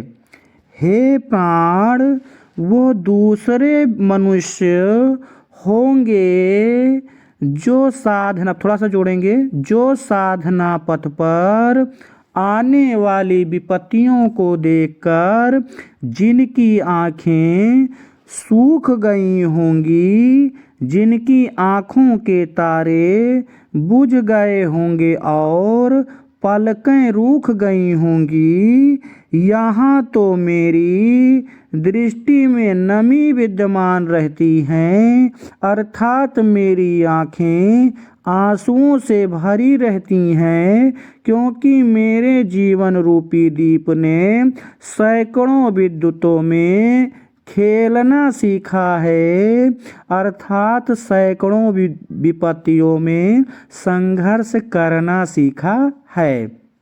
तो ये आपकी व्याख्या पूरी हो जाएगी। एक बार फिर से मैं व्याख्या बता रहा हूँ, देखिएगा आप लिखे हैं, अगर नहीं लिखे हैं तो लिख लीजिएगा। व्याख्या हेडिंग डालेंगे और डैश करके लिखेंगे। प्रस्तुत पद्यांश में महादेवी वर्मा अपने प्राण को संबोधित करते हुए कहती हैं, हे प्राण, अगर तेरे साधना का पथ अपरिचित और अज्ञात है तो उसे अपरिचित और अज्ञात रहने दे। हे प्राण, यदि तू उस अपरिचित और अज्ञात साधना पथ पर चलने वाला अकेला है, अर्थात तेरा साथ देने वाला कोई नहीं है, तो तू उस साधना पथ पर अकेला ही आगे बढ़ता चल। आगे कवित्री कहती हैं कि हे प्राण, चाहे आज मेरी ही इच्छा छाया अमावस्या बनकर तुझे घेर ले, अर्थात तेरे साधना मार्ग में बाधा उत्पन्न करे, चाहे आज घिरे हुए बादल के समान मेरी काजल लगी हुई आँखों से आंसुओं की रिमझिम बरसा हो जाए, फिर भी तुझे रुकना नहीं है। हे प्राण, वे दूसरे मनुष्य होंगे जो साधना पथ पर आने वाली विपत्ति को देखकर जिनकी आँखें सूख गई होंगी, जिनके आँखों के तारे बुझ गए होंगे और पलकें रूठ गई होंगी, यहाँ तो मेरी दृष्टि में सदैव नमी विद्यमान रहती है, अर्थात मेरी आँखें आंसुओं से भरी रहती हैं, क्योंकि मेरे जीवन रूपी दीप ने सैकड़ों विद्युतों में भी खेलना सीखा है, अर्थात सैकड़ों विपत्तियों में संघर्ष करना सीखा है। और ये आपकी व्याख्या कंप्लीट हो जाएगी। ठीक है, आइए अब इन प्रश्नों को हल करते हैं प्यारे बच्चों। अगर इन प्रश्नों को ठीक तरीके से हम हल कर लेंगे तो निश्चित रूप से हमें 10 नंबर मिल जाएगा। आइए, पहला प्रश्न कहा गया है संदर्भ लिखिए। तो संदर्भ आप हेडिंग डालेंगे प्यारे बच्चों, संदर्भ हेडिंग डालेंगे और डैश करके लिखेंगे प्रस्तुत पद्यांश हमारी पाठ्य पुस्तक हिंदी के गीत दो लिख देंगे, गीत फिर डैश करके 2 लिख देंगे, 2 नामक शीर्षक से उद्धृत है, जिसकी कवित्री आधुनिक मीरा महादेवी वर्मा जी हैं। और आपका संदर्भ पूरा हो जाएगा। आगे पूछा गया है कवित्री को साधना पथ पर बढ़ने से कौन नहीं रोक सकता है। तो क्या लिखेंगे, कवित्री को साधना पथ पर बढ़ने से, साधना पथ पर आने वाली विपत्तियाँ और उनकी स्वयं की इच्छा भी नहीं रोक सकती है। फिर से समझिए, कवित्री को साधना पथ पर बढ़ने से साधना पथ पर आने वाली विपत्तियां और उनकी स्वयं की इच्छा भी या उनकी स्वयं की छाया भी नहीं रोक सकती है। आइए अब तीसरा प्रश्न क्या कह रहा है, प्रस्तुत पद्यांश में लेखिका किस पथ पर आगे बढ़ने का आह्वान करती हैं। तो कौन सा पथ है भाई, बार बार मैं आपको बता रहा हूं कौन सा पथ है, साधना पथ। ठीक है, तो आप साधना जोड़ देंगे। प्रस्तुत पद्यांश में लेखिका ने साधना पथ पर आगे बढ़ने का आह्वान करती हैं। ठीक है, इतना आप लिख देंगे और आपका पूरा हो जाएगा। फिर पूछा गया इस पद्यांश में कवित्री के किस भावना को व्यक्त किया गया है। तो जो प्रसंग मैंने आपको बताया था वही आपको इसमें लिख देना। भावना मतलब प्रसंग होता है, तो प्रसंग आप लिख देंगे। लिखेंगे इस पद्यांश में कवित्री ने अपने प्राण को साधना पथ पर आने वाली कठिनाइयों को पार करके निरंतर साधना पथ पर बढ़ते रहने का आह्वान किया है या बढ़ते रहने वाले भाव को व्यक्त किया है। तो इतना भी आप लिख देंगे तो आपका जो ये चौथा प्रश्न है ये कंप्लीट हो जाएगा। ठीक है, फिर से समझ लीजिए चौथा प्रश्न में क्या करना है। इस पद्यांश में कवित्री ने अपने प्राण से साधना पथ पर आने वाली कठिनाइयों को पार करके निरंतर साधना पथ पर बढ़ते रहने वाले भावना को व्यक्त किया है और आपको 2 नंबर मिल जाएगा। बात आ रही समझ में सभी के। चलिए बेटा, रेखांकित अंश की व्याख्या करनी है, 5वां प्रश्न। देखिए एक लाइन की ही केवल करनी है। तो पहले व्याख्या से पहले हम जानते हैं कि हम पहले 2 शब्द लिखते हैं। तो पंथ होने डैश डैश करेंगे, 2 अकेला।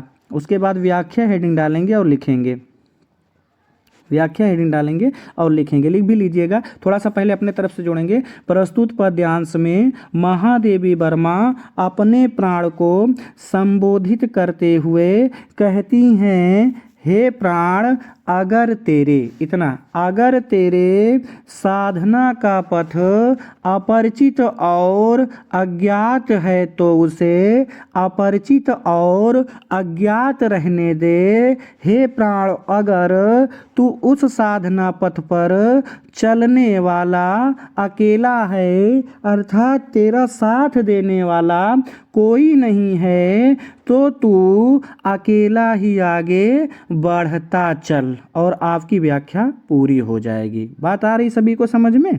चलिए, तो इस प्रकार हमने इस पद्यांश को भी पूरी तरीके से हल कर लिया है प्यारे बच्चों। कहीं कोई दिक्कत होगी तो कमेंट बॉक्स में आप ज़रूर बताइएगा। सरल लग रहा है ना, सभी को सरल लग रहा है प्यारे बच्चों। आइए ठीक है, बढ़ते हैं हम लोग अगले पद्यांश की तरफ। तो हमारा जो अगला पद्यांश है, मैं नीर भरी दुख की बदली, ये सबसे महत्वपूर्ण। तो बीबी बीबी जितनी बीबी आप वीआईपी कर सकते हैं इसको आप उतना कर लीजिए प्यारे बच्चों, क्योंकि आप देख सकते हैं 25 में आया, 22 में आया, 24 में आया, तो 24, 22 तो फिर 26 में भी आना इसका 100% तय है। ठीक है, और ये सबसे महत्वपूर्ण पद्यांश है इस पाठ का और ये लिया गया है प्यारे बच्चों गीत 3 से या गीत 3 से लिया गया है, गीत 3 से लिया गया है जिसको महादेवी वर्मा ने ही लिखा है। तो ये भी बहुत महत्वपूर्ण है, तो इसको भी हम ठीक तरीके से पढ़ेंगे प्यारे बच्चों। और आप देख सकते हैं नीचे वाला जो पद्यांश है वो भी 24 में आया हुआ है। ठीक है, तो ये हम दोनों पद्यांश जो बच्चे हुए इनको भी ठीक तरीके से पढ़ लेंगे। बाकी ये जो पद्यांश है सबसे इम्पोर्टेंट है और इसको आप ठीक तरीके से पढ़ेंगे। तो आइए पहले इसको पढ़ते हैं, उसके बाद में समझाता हूँ। तो आइए बच्चों, पहले मैं इसको एक बार पढ़ता हूँ और आप भी पढ़ेंगे, बड़ा आनंद आएगा। पढ़ते हैं, उसके बाद इसके बारे में मैं थोड़ा सा बताता हूँ। ठीक है। मैं नीर भरी दुख की बदली, मैं नीर भरी दुख की बदली, स्पंदन में चिर निस्पंद बसा। क्रंदन में आहत विसुहसा, नैनों में दीपक से जलते, पलकों में निर्झरणी मछली, मैं नीर भरी दुख की बदली, मैं नीर भरी दुख की बदली। तो आप देखिए बहुत अच्छे तरीके से पढ़ा गया। और वास्तविकता यही है कि जब इंसान पर दुख आता है तो वो उसका वर्णन ठीक तरीके से करता है। तो इसमें भी महादेवी वर्मा जी पर जो अपने आप को स्वयं इस पद्यांश में महादेवी वर्मा जी ने दुख की बदली के समान बताया। इसमें एक बात आप याद रखिएगा, महादेवी वर्मा ने आप स्वयं को दुख की बदली, यानी हमको ये थोड़ी पता है कि भाई बादल कैसे बरसते हैं क्या, लेकिन ये कवित्री हैं कि बादल कह रहे हैं कि बादल ऐसे नहीं बरसते बल्कि बादल रोते हैं। क्यों रोते हैं? क्योंकि उनके पास अपना दुख होता है। तो जो पानी बरसता है वो पानी नहीं होता, महादेवी वर्मा कह रही हैं वो बादलों का आंसू होता है जो पानी के रूप में बरसता है। और जब संसार उनको रोते हुए देखता है तो ये नहीं समझता है कि वो रो रहे हैं, बल्कि ये सोचता है कि मुझे तो गर्मी लग रही थी, मेरे खेतों को तो पानी चाहिए था, मेरा अपना काम बन गया, और वो हंसने लगता है।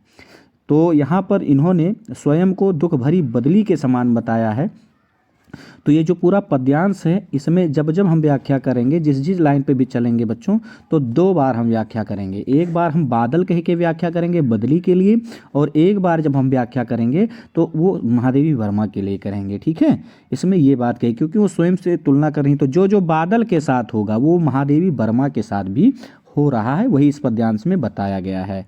ठीक है, तो आइए पहले इसका एक एक शब्द का सरल अर्थ देखते हैं, उसके बाद मैं इसके बारे में आपको और बताता हूँ।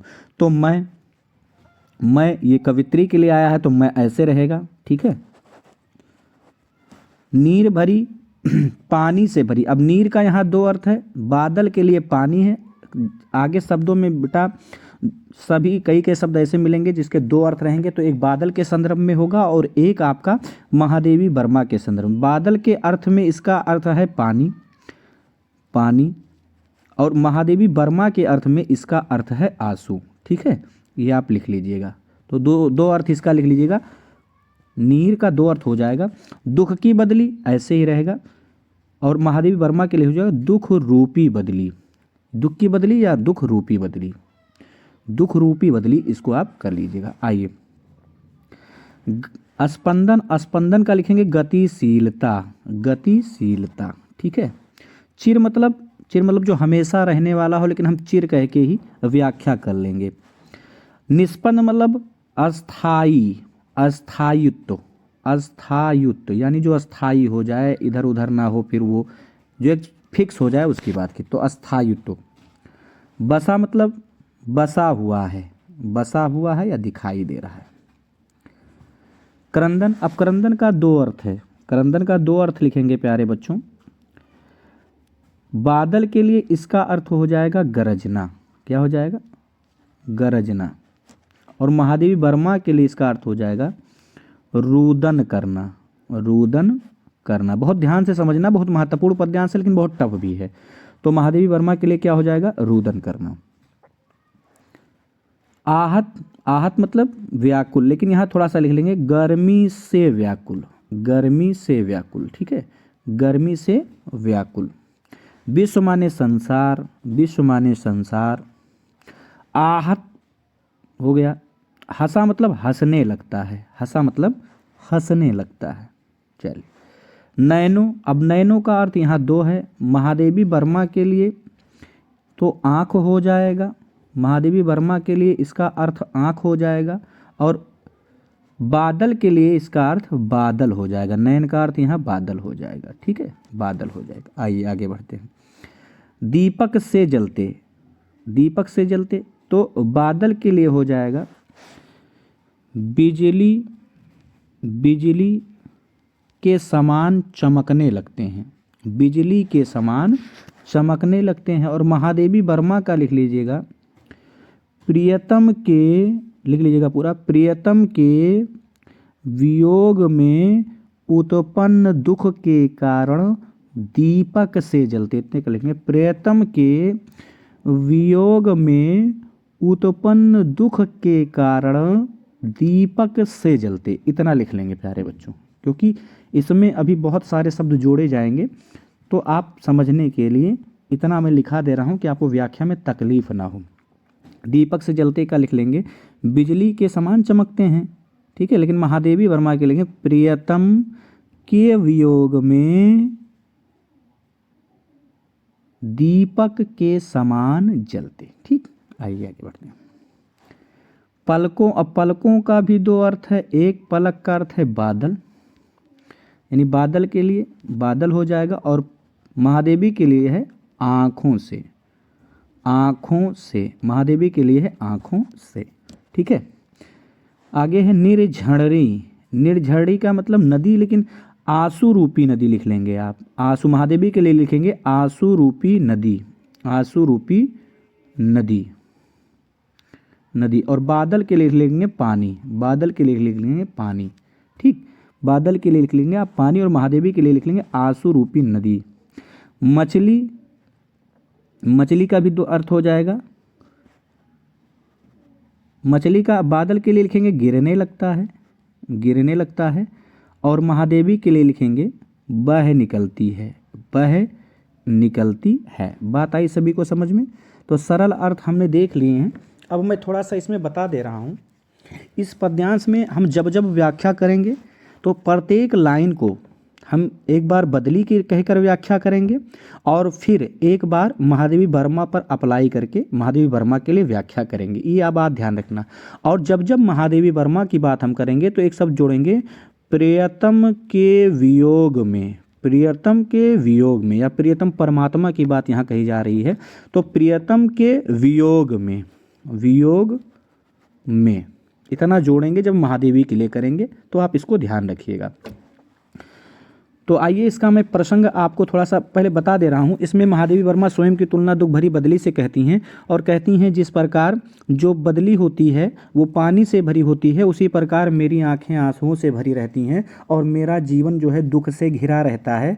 कहती हैं जिस प्रकार जो बदली होती है उसकी गतिशीलता में ही उसका अस्थायित्व बसा होता है, उसी प्रकार मेरे प्रियतम के वियोग से उत्पन्न दुखों में, उत्पन्न दुख मेरे जीवन में चिरस्थायी रूप से बसे हुए हैं। जिस प्रकार बदली के गर्जना को सुनकर आहत संसार हंसने लगता है, उसी प्रकार मेरे प्रियतम के वियोग में उत्पन्न रुदन को देखकर भी संसार हंसने लगता है। जिस प्रकार बादल चमकते हैं और फिर वर्षा हो जाती है, उसी प्रकार मेरे प्रियतम के वियोग से उत्पन्न दुख के कारण मेरी आंखें दीपक के समान जलने लगती हैं और मेरी आंखों से आंसू रूपी नदी बह निकलती है। तो इसमें यही बात कही गई है, ये आप ध्यान रखिएगा। तो सबसे पहले प्रसंग लिखते हैं, फिर मैं व्याख्या बता रहा हूँ। प्रसंग हेडिंग डालेंगे और लिखेंगे, प्रसंग हेडिंग डालेंगे और लिखेंगे। लिखिए सभी बच्चे प्यारे, प्रसंग हेडिंग डालेंगे, लिखेंगे प्रस्तुत पद्यांश में महादेवी वर्मा ने स्वयं की तुलना दुख भरी बदली से करते हुए स्वयं की विरह वेदना का वर्णन किया है। इतना लिख देंगे और आपका प्रसंग पूरा हो जाएगा। ठीक है, आइए आगे बढ़ते हैं प्यारे बच्चों। अब व्याख्या मैं करने जा रहा हूँ, ध्यान से आप व्याख्या सुनेंगे और उसके बाद में लिख भी लेंगे। ध्यान रहे व्याख्या में जिस प्रकार कह के हम व्याख्या करेंगे, एक बार बदली के लिए करेंगे और एक बार महादेवी वर्मा के लिए करेंगे। ठीक है, बात आई समझ में? तो ध्यानपूर्वक सभी बच्चे सुनेंगे। व्याख्या हेडिंग डालेंगे और लिखेंगे प्रस्तुत पद्यांश में कवित्री महादेवी वर्मा स्वयं की तुलना दुख भरी बदली से करते हुए कहती हैं कि आ जाइए पंक्ति पे, कि मैं पानी से भरी हुई दुख की बदली हूँ। जिस प्रकार बदली पानी से भरी रहती है, उसी प्रकार मैं या मेरी आँखें आंसुओं से भरी रहती हैं, अर्थात मेरा जीवन दुखों से भरा हुआ है और पूर्ण विराम लगा देंगे। फिर से समझ लेंगे इतने का। प्रस्तुत पद्यांश में महादेवी वर्मा स्वयं की तुलना दुख भरी बदली से करते हुए कहती हैं कि मैं पानी से भरी हुई दुख की बदली के समान हूँ। जिस प्रकार बदली पानी से भरी होती है, उसी प्रकार मेरी आँखें आंसुओं से भरी रहती हैं, जिससे मेरा जीवन दुखों से भरा हुआ है। पूर्ण विराम लगा देंगे। एक लाइन का हो गया। दूसरी लाइन पे, जिस प्रकार बदली की गतिशीलता में ही उसका चिरस्थायित्व बसा होता है, उसी प्रकार, अब थोड़ा सा जोड़ेंगे, उसी प्रकार मेरे प्रियतम के वियोग से उत्पन्न दुख की गतिशीलता मेरे जीवन में चिरस्थायी रूप से बस गई है। फिर समझ लीजिए, जिस प्रकार बादल की गतिशीलता में उसका चिरस्थायित्व तो बसा होता है, उसी प्रकार मेरे प्रियतम के वियोग से उत्पन्न दुख मेरे जीवन में चिरस्थायी रूप से बसे हुए हैं। जिस प्रकार बदली की गर्जना को सुनकर गर्मी से व्याकुल संसार हंसने लगता है, उसी प्रकार मेरे प्रियतम के वियोग में उत्पन्न मेरे रुदन को सुनकर यह संसार आनंदित हो जाता है। ठीक है, फिर से एक लाइन का बता रहा हूँ।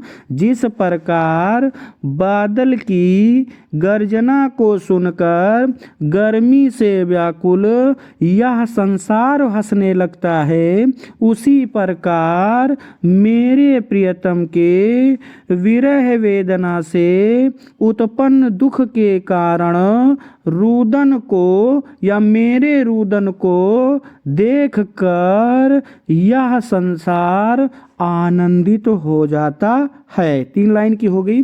अब 2 लाइन का हम साथ मिलेंगे।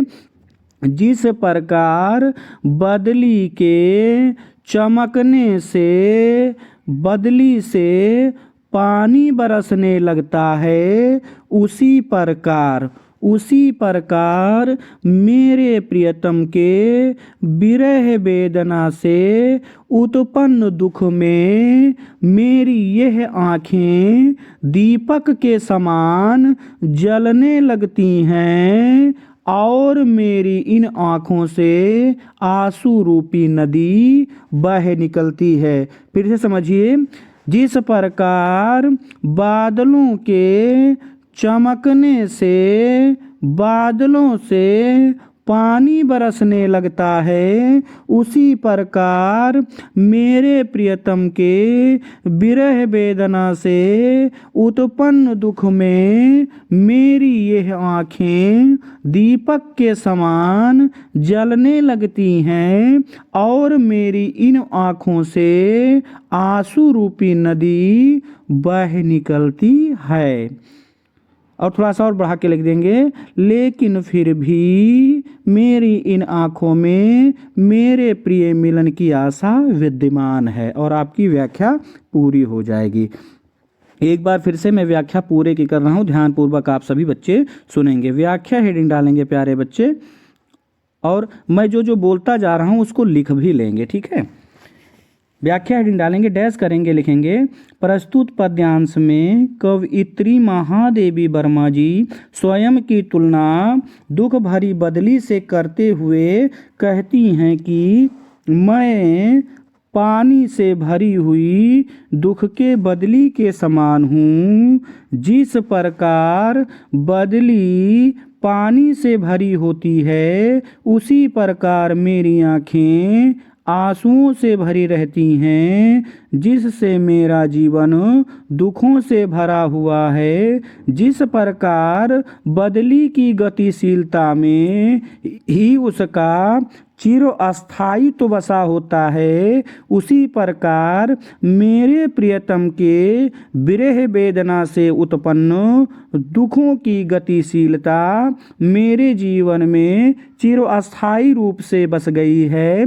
जिस प्रकार बदली की गर्जना को सुनकर गर्मी से व्याकुल संसार हंसने लगता है, उसी प्रकार मेरे प्रियतम परमात्मा के वियोग में उत्पन्न मेरे रुदन को सुनकर यह संसार आनंदित हो जाता है।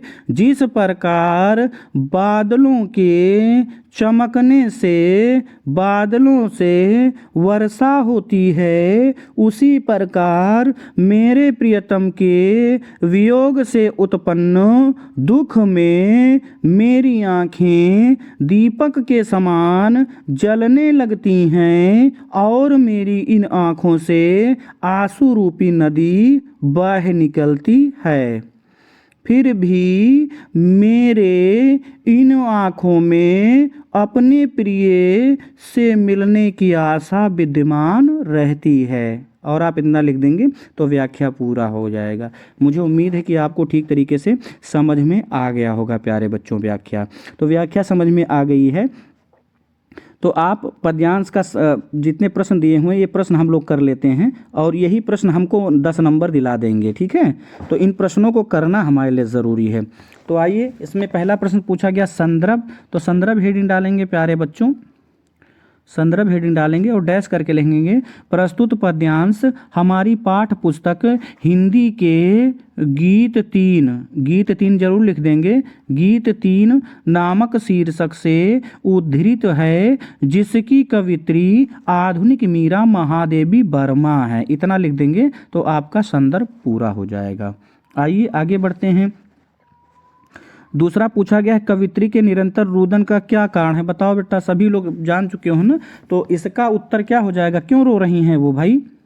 तो इसका लिखेंगे कवित्री अपने प्रियतम परमात्मा के वियोग में निरंतर रुदन करती जा रही हैं। या ऐसे थोड़ा सा और अच्छे तरीके से लिख सकते हैं, कवित्री महादेवी वर्मा अपने प्रियतम परमात्मा के वियोग में उत्पन्न दुख के कारण निरंतर रुदन कर रही है। ये लिख देंगे, फिर से समझ लीजिए।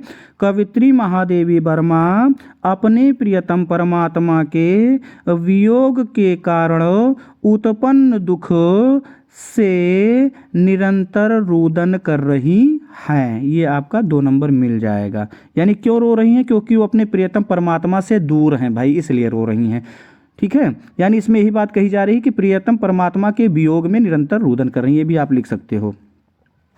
तीसरा पूछा गया है कि प्रस्तुत पंक्तियों में कवित्री ने स्वयं को क्या बताया है। तो क्या बताया है प्यारे बच्चों, शुरू में ही मैंने बताया कि प्रस्तुत पंक्तियों में कवित्री ने स्वयं को दुख रूपी बदली बताया है या दुख रूपी बदली के समान बताया है, ठीक है, बदली के समान बताया है। बात आ रही समझ में।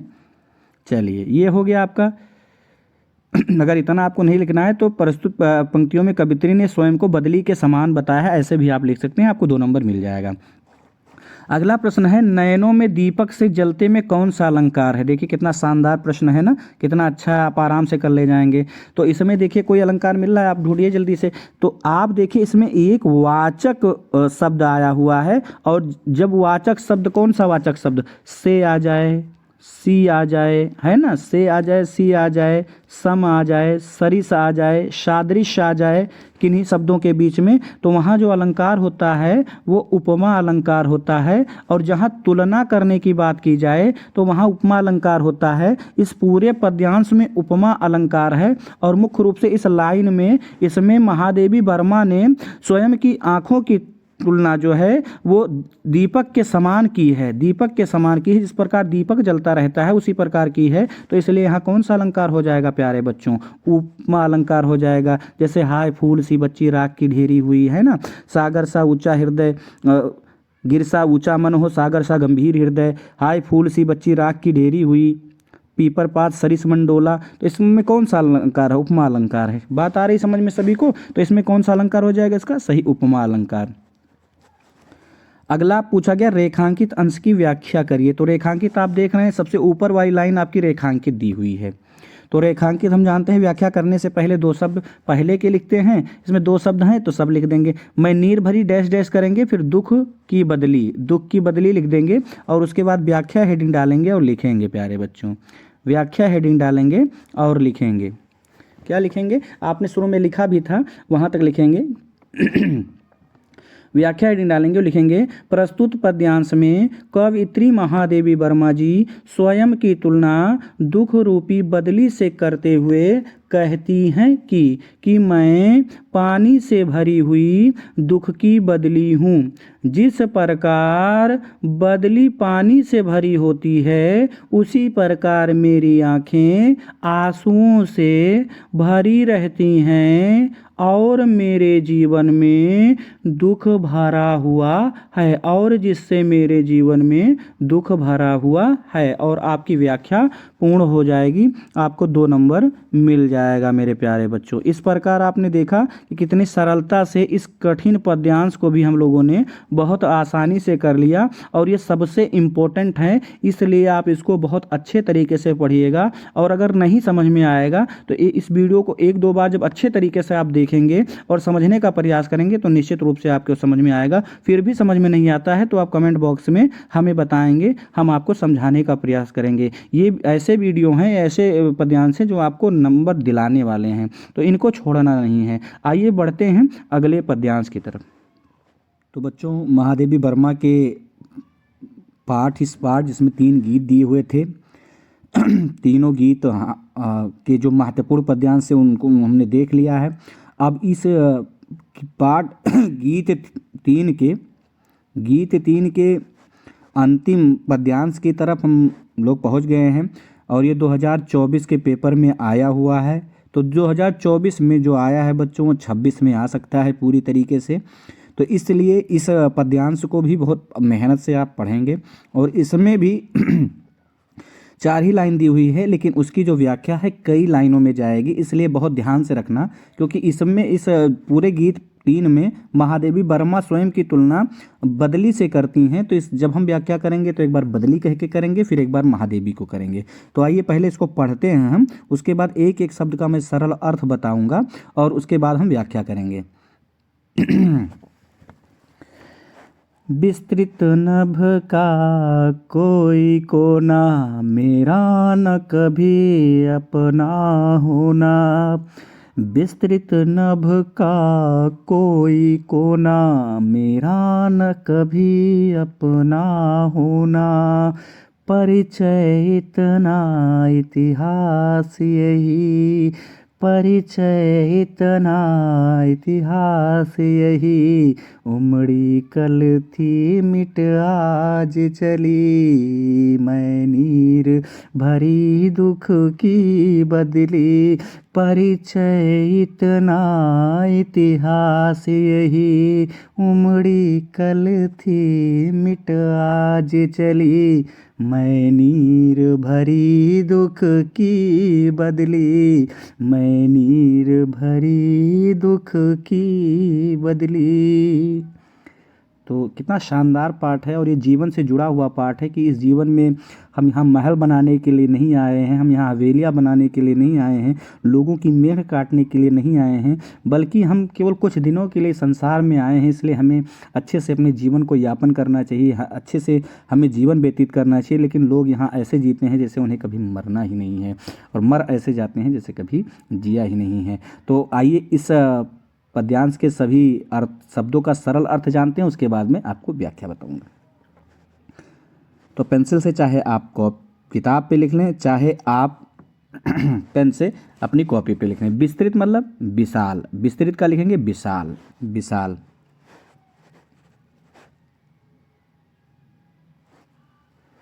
नभ, नभ का दो अर्थ है बच्चों।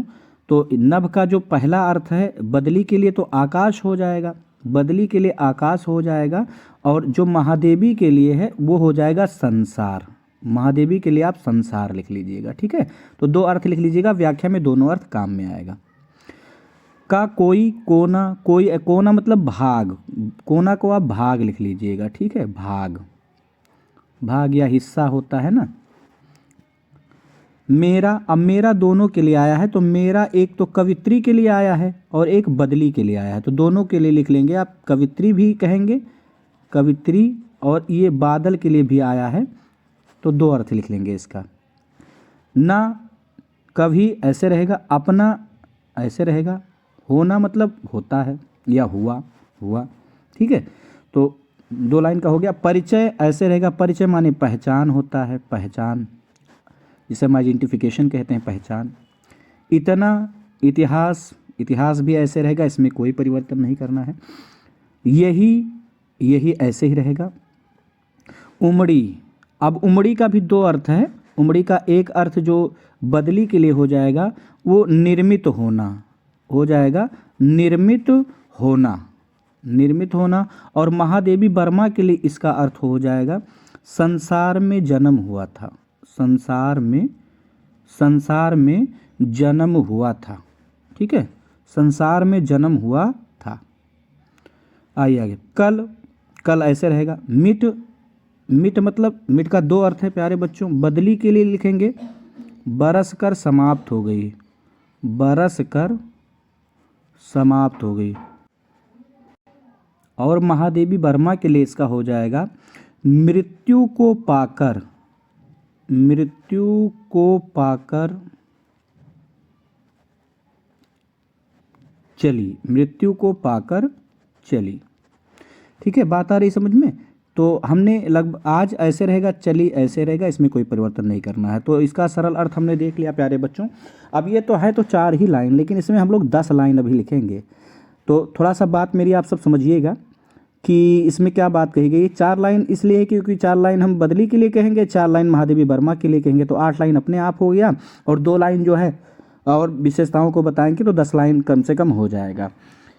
तो आइए देखते हैं इसमें क्या बात कही गई है।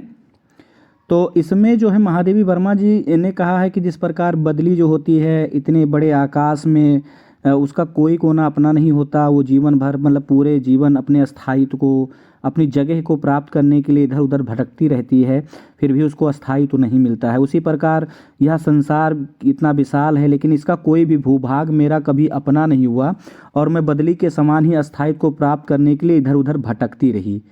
आगे महादेवी वर्मा कहते हैं कि जिस प्रकार बदली का पहचान और उसका इतिहास इतना और यही है कि वो कल निर्मित हुई थी और वर्षा करके समाप्त हो गई, उसी प्रकार मेरी भी पहचान और मेरा इतिहास बस इतना है कि आज मेरा जन्म हुआ था इस संसार में, कल मेरा जन्म हुआ था इस संसार में, और मैं आज मर करके इस संसार से जा रही हूँ। तो इतनी बात इसमें कही गई है। कहा कैसे गया है, तो आइए इसका पहले प्रसंग देख लेते हैं। प्रसंग आप लिखेंगे, हेडिंग डालेंगे प्यारे बच्चों, प्रसंग लिखेंगे, प्रसंग डैश करके लिखेंगे, लिख लीजिए आप लोग, क्योंकि प्रसंग भी पूछ लिया जाता है, भाव पूछ लिया जाता है। तो आप इसमें लिखेंगे प्रस्तुत पद्यांश में कवयित्री महादेवी वर्मा जी स्वयं की तुलना दुख भरी बदली से करते हुए बादलों के माध्यम से संसार की नश्वरता, अब नश्वरता जानते हो, अस्थिरता, नश्वरता का वर्णन कर रही हैं, ठीक है। फिर से लिखेंगे, प्रसंग हेडिंग डालेंगे, लिखेंगे प्रस्तुत पद्यांश में कवयित्री महादेवी वर्मा स्वयं की तुलना दुख भरी बदली से करते हुए बादलों के माध्यम से संसार की नश्वरता का बहुत ही सुंदर वर्णन कर रही हैं, और आपका प्रसंग पूरा हो जाएगा, ठीक है। प्रसंग आपका पूरा हो जाएगा। अब व्याख्या हेडिंग डालेंगे, और व्याख्या में पूरे की करूँगा, तो ध्यान रहे व्याख्या जैसे इसके पहले वाले पद्यांश में हम लोगों ने किया था वैसे इसमें भी करेंगे। बस इस बात का हमें ध्यान रखना है कि एक बार बदली के लिए करेंगे और एक बार हम महादेवी वर्मा पे अप्लाई करेंगे। तो व्याख्या हेडिंग डालेंगे, थोड़ा सा अपनी तरफ से जोड़ के लिखेंगे। आप लिख भी लीजिए। प्रस्तुत पद्यांश में कवयित्री महादेवी वर्मा जी स्वयं की तुलना बदली से करते हुए कहती हैं कि अब आ जाइए लाइन पे। कहती हैं कि जिस प्रकार इस विशाल आकाश का कोई भी भाग बदली का कभी भी अपना नहीं होता है, थोड़ा सा जोड़ेंगे, अर्थात इस विशाल आकाश में बदली अपने अस्थायित्व को प्राप्त करने के लिए इधर उधर भटकती रहती है। उसी प्रकार, अब कवित्री पे अप्लाई करेंगे, उसी प्रकार इस विशाल संसार का कोई भी भाग कभी भी मेरा अपना नहीं हुआ, अर्थात मैं भी बदली के समान अपने अस्थायित्व को प्राप्त करने के लिए इधर उधर भटकती रही। एक बार फिर से मैं दोनों पंक्तियों का बता रहा हूँ। व्याख्या हेडिंग डालेंगे और लिखेंगे प्रस्तुत पद्यांश में महादेवी वर्मा जी स्वयं की तुलना बदली से करते हुए कहती हैं कि जिस प्रकार इस विशाल आकाश का कोई भी भूभाग, कोई भी भाग कभी भी बदली का अपना नहीं होता, अर्थात बदली अपने अस्थायित्व को प्राप्त करने के लिए इस विस्तृत आकाश में इधर उधर भटकती रहती है, उसी प्रकार इस विशाल संसार में कोई भी भाग कभी भी मेरा अपना नहीं हुआ। जिस प्रकार बदली अपने अस्थायित्व को प्राप्त करने के लिए इधर उधर भटकती रही, उसी प्रकार मैं भी बदली के समान ही अपने अस्थायित्व को प्राप्त करने के लिए इधर उधर भटकती रही। ठीक है, 2 लाइन का हो जाएगा। आइए 2 लाइन और करते हैं। आगे कवित्री महादेवी वर्मा जी कहती हैं कि जिस प्रकार बदली की पहचान और इतिहास इतना और यही है कि वह कल निर्मित हुई थी और वर्षा करने के पश्चात आज समाप्त हो गई है, उसी प्रकार मैं भी और मेरा भी परिचय और इतिहास इतना और यही है कि कल मैं इस संसार में जन्म लेकर आई थी और आज मृत्यु को पाकर इस संसार से जा रही हूँ। फिर से समझ लीजिए 2 लाइन का। प्रस्तुत आगे कवित्री महादेवी वर्मा जी कहती हैं कि बदली का परिचय और इतिहास इतना और यही है कि वह कल उत्पन्न निर्मित हुई थी और वर्षा के पश्चात आज समाप्त हो गई है, उसी प्रकार मेरा भी पहचान और इतिहास इतना और यही है कि कल मैं जन्म लेकर इस संसार में आई थी और आज मृत्यु पाकर इस संसार से जा रही हूँ। अर्थात कवित्री इस पद्यांश के माध्यम से संसार की नश्वरता, क्षण भंगुरता को बता रही हैं और आपकी व्याख्या कंप्लीट हो जाएगी। ठीक है, फिर से मैं एक बार व्याख्या कर रहा हूँ, आप सभी ध्यान से सुनेंगे और लिख लेंगे ठीक तरीके से। इस बार वाली व्याख्या आप लोग लिख लेंगे, क्योंकि इस बार मैं डायरेक्ट बोलता जाऊँगा और आप सब सुनते चले जाएंगे। व्याख्या हेडिंग डालेंगे और लिखेंगे। प्रस्तुत पद्यांश में कवयित्री महादेवी वर्मा स्वयं की तुलना बदली से करते हुए कहती हैं कि जिस प्रकार इस आकाश का कोई भी भाग बदली का कभी भी अपना नहीं होता, अर्थात बदली अपने अस्थायित्व को प्राप्त करने के लिए इस विशाल आकाश में इधर उधर भटकती रहती है, उसी प्रकार इस विशाल संसार का कोई भी भाग कभी भी मेरा अपना नहीं हुआ।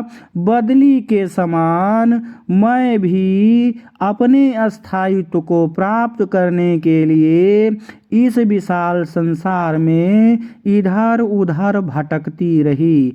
आगे कवित्री कहती हैं कि जिस प्रकार बदली का परिचय और इतिहास इतना और यही है कि वह कल निर्मित हुई थी और आज वर्षा के पश्चात समाप्त हो गई है, उसी प्रकार मेरा भी परिचय और इतिहास इतना और यही है कि मैं कल जन्म लेकर इस संसार में आई थी और आज मृत्यु को पाकर इस संसार से वापस जा रही हूँ। अर्थात कवित्री इस पद्यांश के माध्यम से संसार की नश्वरता और क्षण भंगुरता का वर्णन कर रही हैं।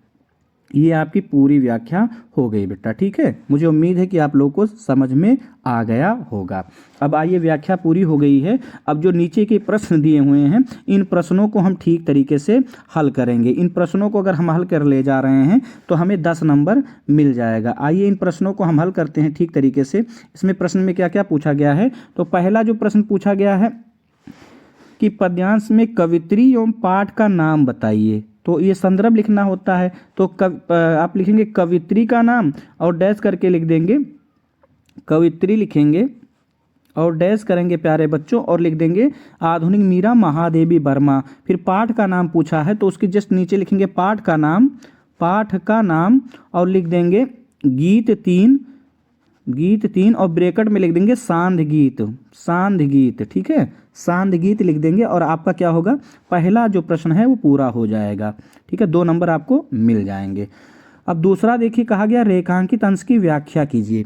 तो रेखांकित अंश की व्याख्या यानी 2 लाइन का दिया हुआ है, तो 2 लाइन की व्याख्या करनी है। देखिए आप 2 लाइन की व्याख्या करनी है, तो हम सभी जानते हैं कि व्याख्या से पहले शुरू के 2 शब्द और अंतिम के 2 शब्द। तो व्याख्या से पहले विस्तृत नव, फिर डैश डैश करेंगे अपना होना लिख देंगे और उसके बाद व्याख्या हेडिंग डालेंगे और लिखेंगे प्यारे बच्चों। ठीक है, ये वाला आप लिख लीजिएगा क्योंकि पेपर में आपको लिखना भी पड़ेगा, तो ये वाला लिख लीजिए। हालांकि मैं लिखा भी चुका हूँ, आप मिला भी सकते हैं। 2 लाइन की व्याख्या जो ऊपर वाली की थी हमने, वही आपको लिखनी। तो व्याख्या हेडिंग डालेंगे और डैश करके लिखेंगे प्रस्तुत पद्यांश में कवयित्री महादेवी वर्मा जी स्वयं की तुलना बदली से करते हुए कहती हैं कि जिस प्रकार इस विशाल आकाश का कोई भी कोना कभी भी बदली का अपना नहीं होता, अर्थात इस विशाल आकाश में बदली अपने अस्थायित्व को प्राप्त करने के लिए इधर उधर भटकती रहती है, उसी प्रकार इस विशाल संसार का कोई भी भाग मेरा कभी भी अपना नहीं हुआ, मैं भी बदली के समान ही अपने अस्थायित्व को प्राप्त करने के लिए इधर उधर भटकती रही। और आपका रेखांकित अंश की व्याख्या कंप्लीट हो जाएगी, 2 नंबर आपको मिल जाएगा प्यारे बच्चों। तो बात आ रही समझ में, सभी बहुत महत्वपूर्ण है, और इतना शब्द जब आप अच्छे से लिखेंगे तब आपको नंबर मिलेगा, नहीं तो आप इसका अर्थ ही नहीं निकाल पाएंगे। तो इस तरीके से जब आप पढ़ेंगे, इस चैनल से पढ़ेंगे, तो निश्चित रूप से आप बहुत अच्छे तरीके से एक अच्छे जानकार बनेंगे। और इस तरीके से जब आप बच्चों को समझाएंगे तो बच्चों को समझ में भी आएगा। इसके लिए ज्ञान का होना जरूरी है, और ज्ञान के लिए आप जुड़े रहिए इस चैनल पर, ठीक है। तो 2 प्रश्न हमने कर लिए। तीसरे प्रश्न में पूछा गया है कि अलंकार योजना, अलंकार कौन कौन सा है इसमें, ये अलंकार हमको बताना है। तो आइए देख लेते हैं कि इनमें कौन कौन सा अलंकार है। तो इस गीत 3 में आप एक चीज़ देख रहे हैं कि जो कवित्री हैं वो अपनी तुलना किससे कर रही हैं, वो तुलना अपनी बदली से कर रही हैं प्यारे बच्चों। तो बदली से जब तुलना कर रही हैं तो उपमा अलंकार तो पूरे में है, तो उपमा अलंकार तो हो ही जाएगा प्यारे बच्चों, ठीक है। उपमा अलंकार तो इसमें हो गया। और अलंकार देखते हैं, तो आप देखिए ये अपना में भी ना आया है और इस होना में भी ना आया है। तो जब वर्णों की आवृत्ति चाहे पहले हो या बाद में हो, वर्णों की आवृत्ति, वर्ण आप ध्यान रखना, वर्णों की आवृत्ति जब पहले हो या बाद में हो तो अंत्यानुप्रास होता है वहाँ पर। तो यहाँ पर जो है वर्णों की आवृत्ति बार बार होने की वजह से, ना और ना बार बार आने की वजह से अनुप्रास अलंकार है, ठीक है। कौन सा अलंकार है प्यारे बच्चों, अनुप्रास अलंकार। तो 2 अलंकार इसमें दिखाई दे रहा है, पहला कौन सा, उपमा अलंकार, उपमा अलंकार, और दूसरा आपका क्या है, अनुप्रास अलंकार, ठीक है। अनुप्रास अलंकार, ये दोनों अलंकार इसमें दिखाई दे रहे हैं, तो आप इसको लिख लीजिएगा, 2 नंबर आपको मिल जाएगा, ठीक है। बात आ रही समझ में सभी को। आइए चौथा प्रश्न कहा गया है कवित्री अपने जीवन की तुलना किससे और क्यों करती हैं, बताइए। कवि अपने जीवन की तुलना किससे और क्यों करती हैं, तो बताइए इसका जवाब क्या हो जाएगा।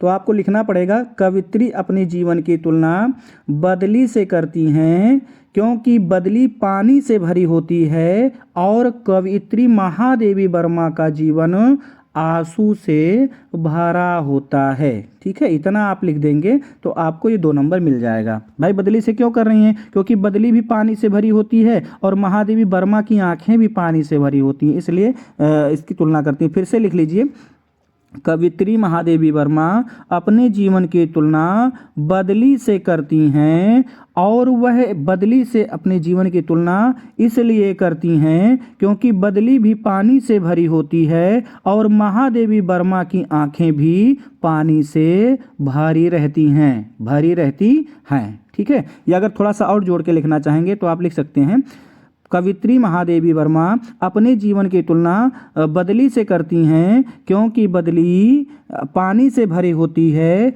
और महादेवी वर्मा की आंखें भी अपने प्रियतम के वियोग में पानी से आंसुओं से भरी रहती हैं। तो आपको 2 नंबर ये भी मिल जाएगा, ठीक है। बात आ रही समझ में सभी को। काव्य पंक्तियों में अंत में कवित्री अपना परिचय किस रूप में दे रही हैं, तो ये 2 लाइन जो आगे का है, 2 लाइन ये आपको पूरा लिख देना पड़ेगा, ठीक है। तो लिखेंगे काव्य की पंक्तियों के अंत में कवित्री अपना परिचय इस पर परिचय देते हुए कहती हैं कि जिस प्रकार बदली का परिचय और इतिहास इतना और यही है कि वह कल निर्मित हुई थी और आज वर्षा के पश्चात समाप्त हो गई है, उसी प्रकार मेरा भी परिचय और इतिहास इतना और यही है कि कल मैं जन्म लेके इस संसार में आई थी और आज मृत्यु को पाकर इस संसार से जा रही हूँ। अर्थात कवित्री इस पंक्ति के माध्यम से संसार की क्षण भंगुरता को स्पष्ट कर रही हैं। इतना आप लिख देंगे तो आपको 2 नंबर ये भी मिल जाएगा, ठीक है। इस प्रकार हमने पांचों जो है इसके प्रश्न कर लिए, तो आपको 10 नंबर प्यारे बच्चों मिल जाएंगे, एक भी नंबर कटने वाला नहीं, इतना अच्छे तरीके से आपको बताया जा रहा है। तो इस प्रकार ये पूरा जो पाठ था, गीत पाठ, आप सभी के निवेदन पे प्यारे बच्चों आपने कहा था कि पढ़ा दीजिए महादेवी वर्मा जी को, तो हमने महादेवी वर्मा जी को पढ़ा दिया। और कुछ बच्चों का कमेंट आया था कि रामधारी सिंह दिनकर जी को पढ़ा दीजिए, तो हम बहुत जल्द रामधारी सिंह दिनकर का भी वीडियो लेकर के आपके समक्ष उपस्थित होंगे। आप सभी ने इस चैनल को जो अपना सपोर्ट दिया है, सराहा है, उसके लिए आपको दिल से धन्यवाद। बस इसी तरह इस चैनल को शेयर करते रहिए, सपोर्ट करते रहिए और जो भी वीडियो डाले जाएं देखते रहिए। हम आपसे ये वादा करते हैं कि 18 फरवरी से पहले यूपी बोर्ड परीक्षा 2026, चाहे कक्षा 10 वाले बच्चे हों या कक्षा 12 वाले बच्चे हों, आपका सारा पढ़ाया हुआ ही आएगा और आप सारे प्रश्न करके ही आएंगे। आप बस ऐसे इस चैनल को अपना सपोर्ट और स्नेह प्रदान करते रहिए। आपके स्नेह और सपोर्ट के लिए आपको दिल से धन्यवाद। मिलते हैं अगले किसी शानदार वीडियो के साथ। तब तक आप स्वस्थ रहिए, मस्त रहिए, खुश रहिए और शेयर करिए ताज सर हिंदी वाले गुरुजी को।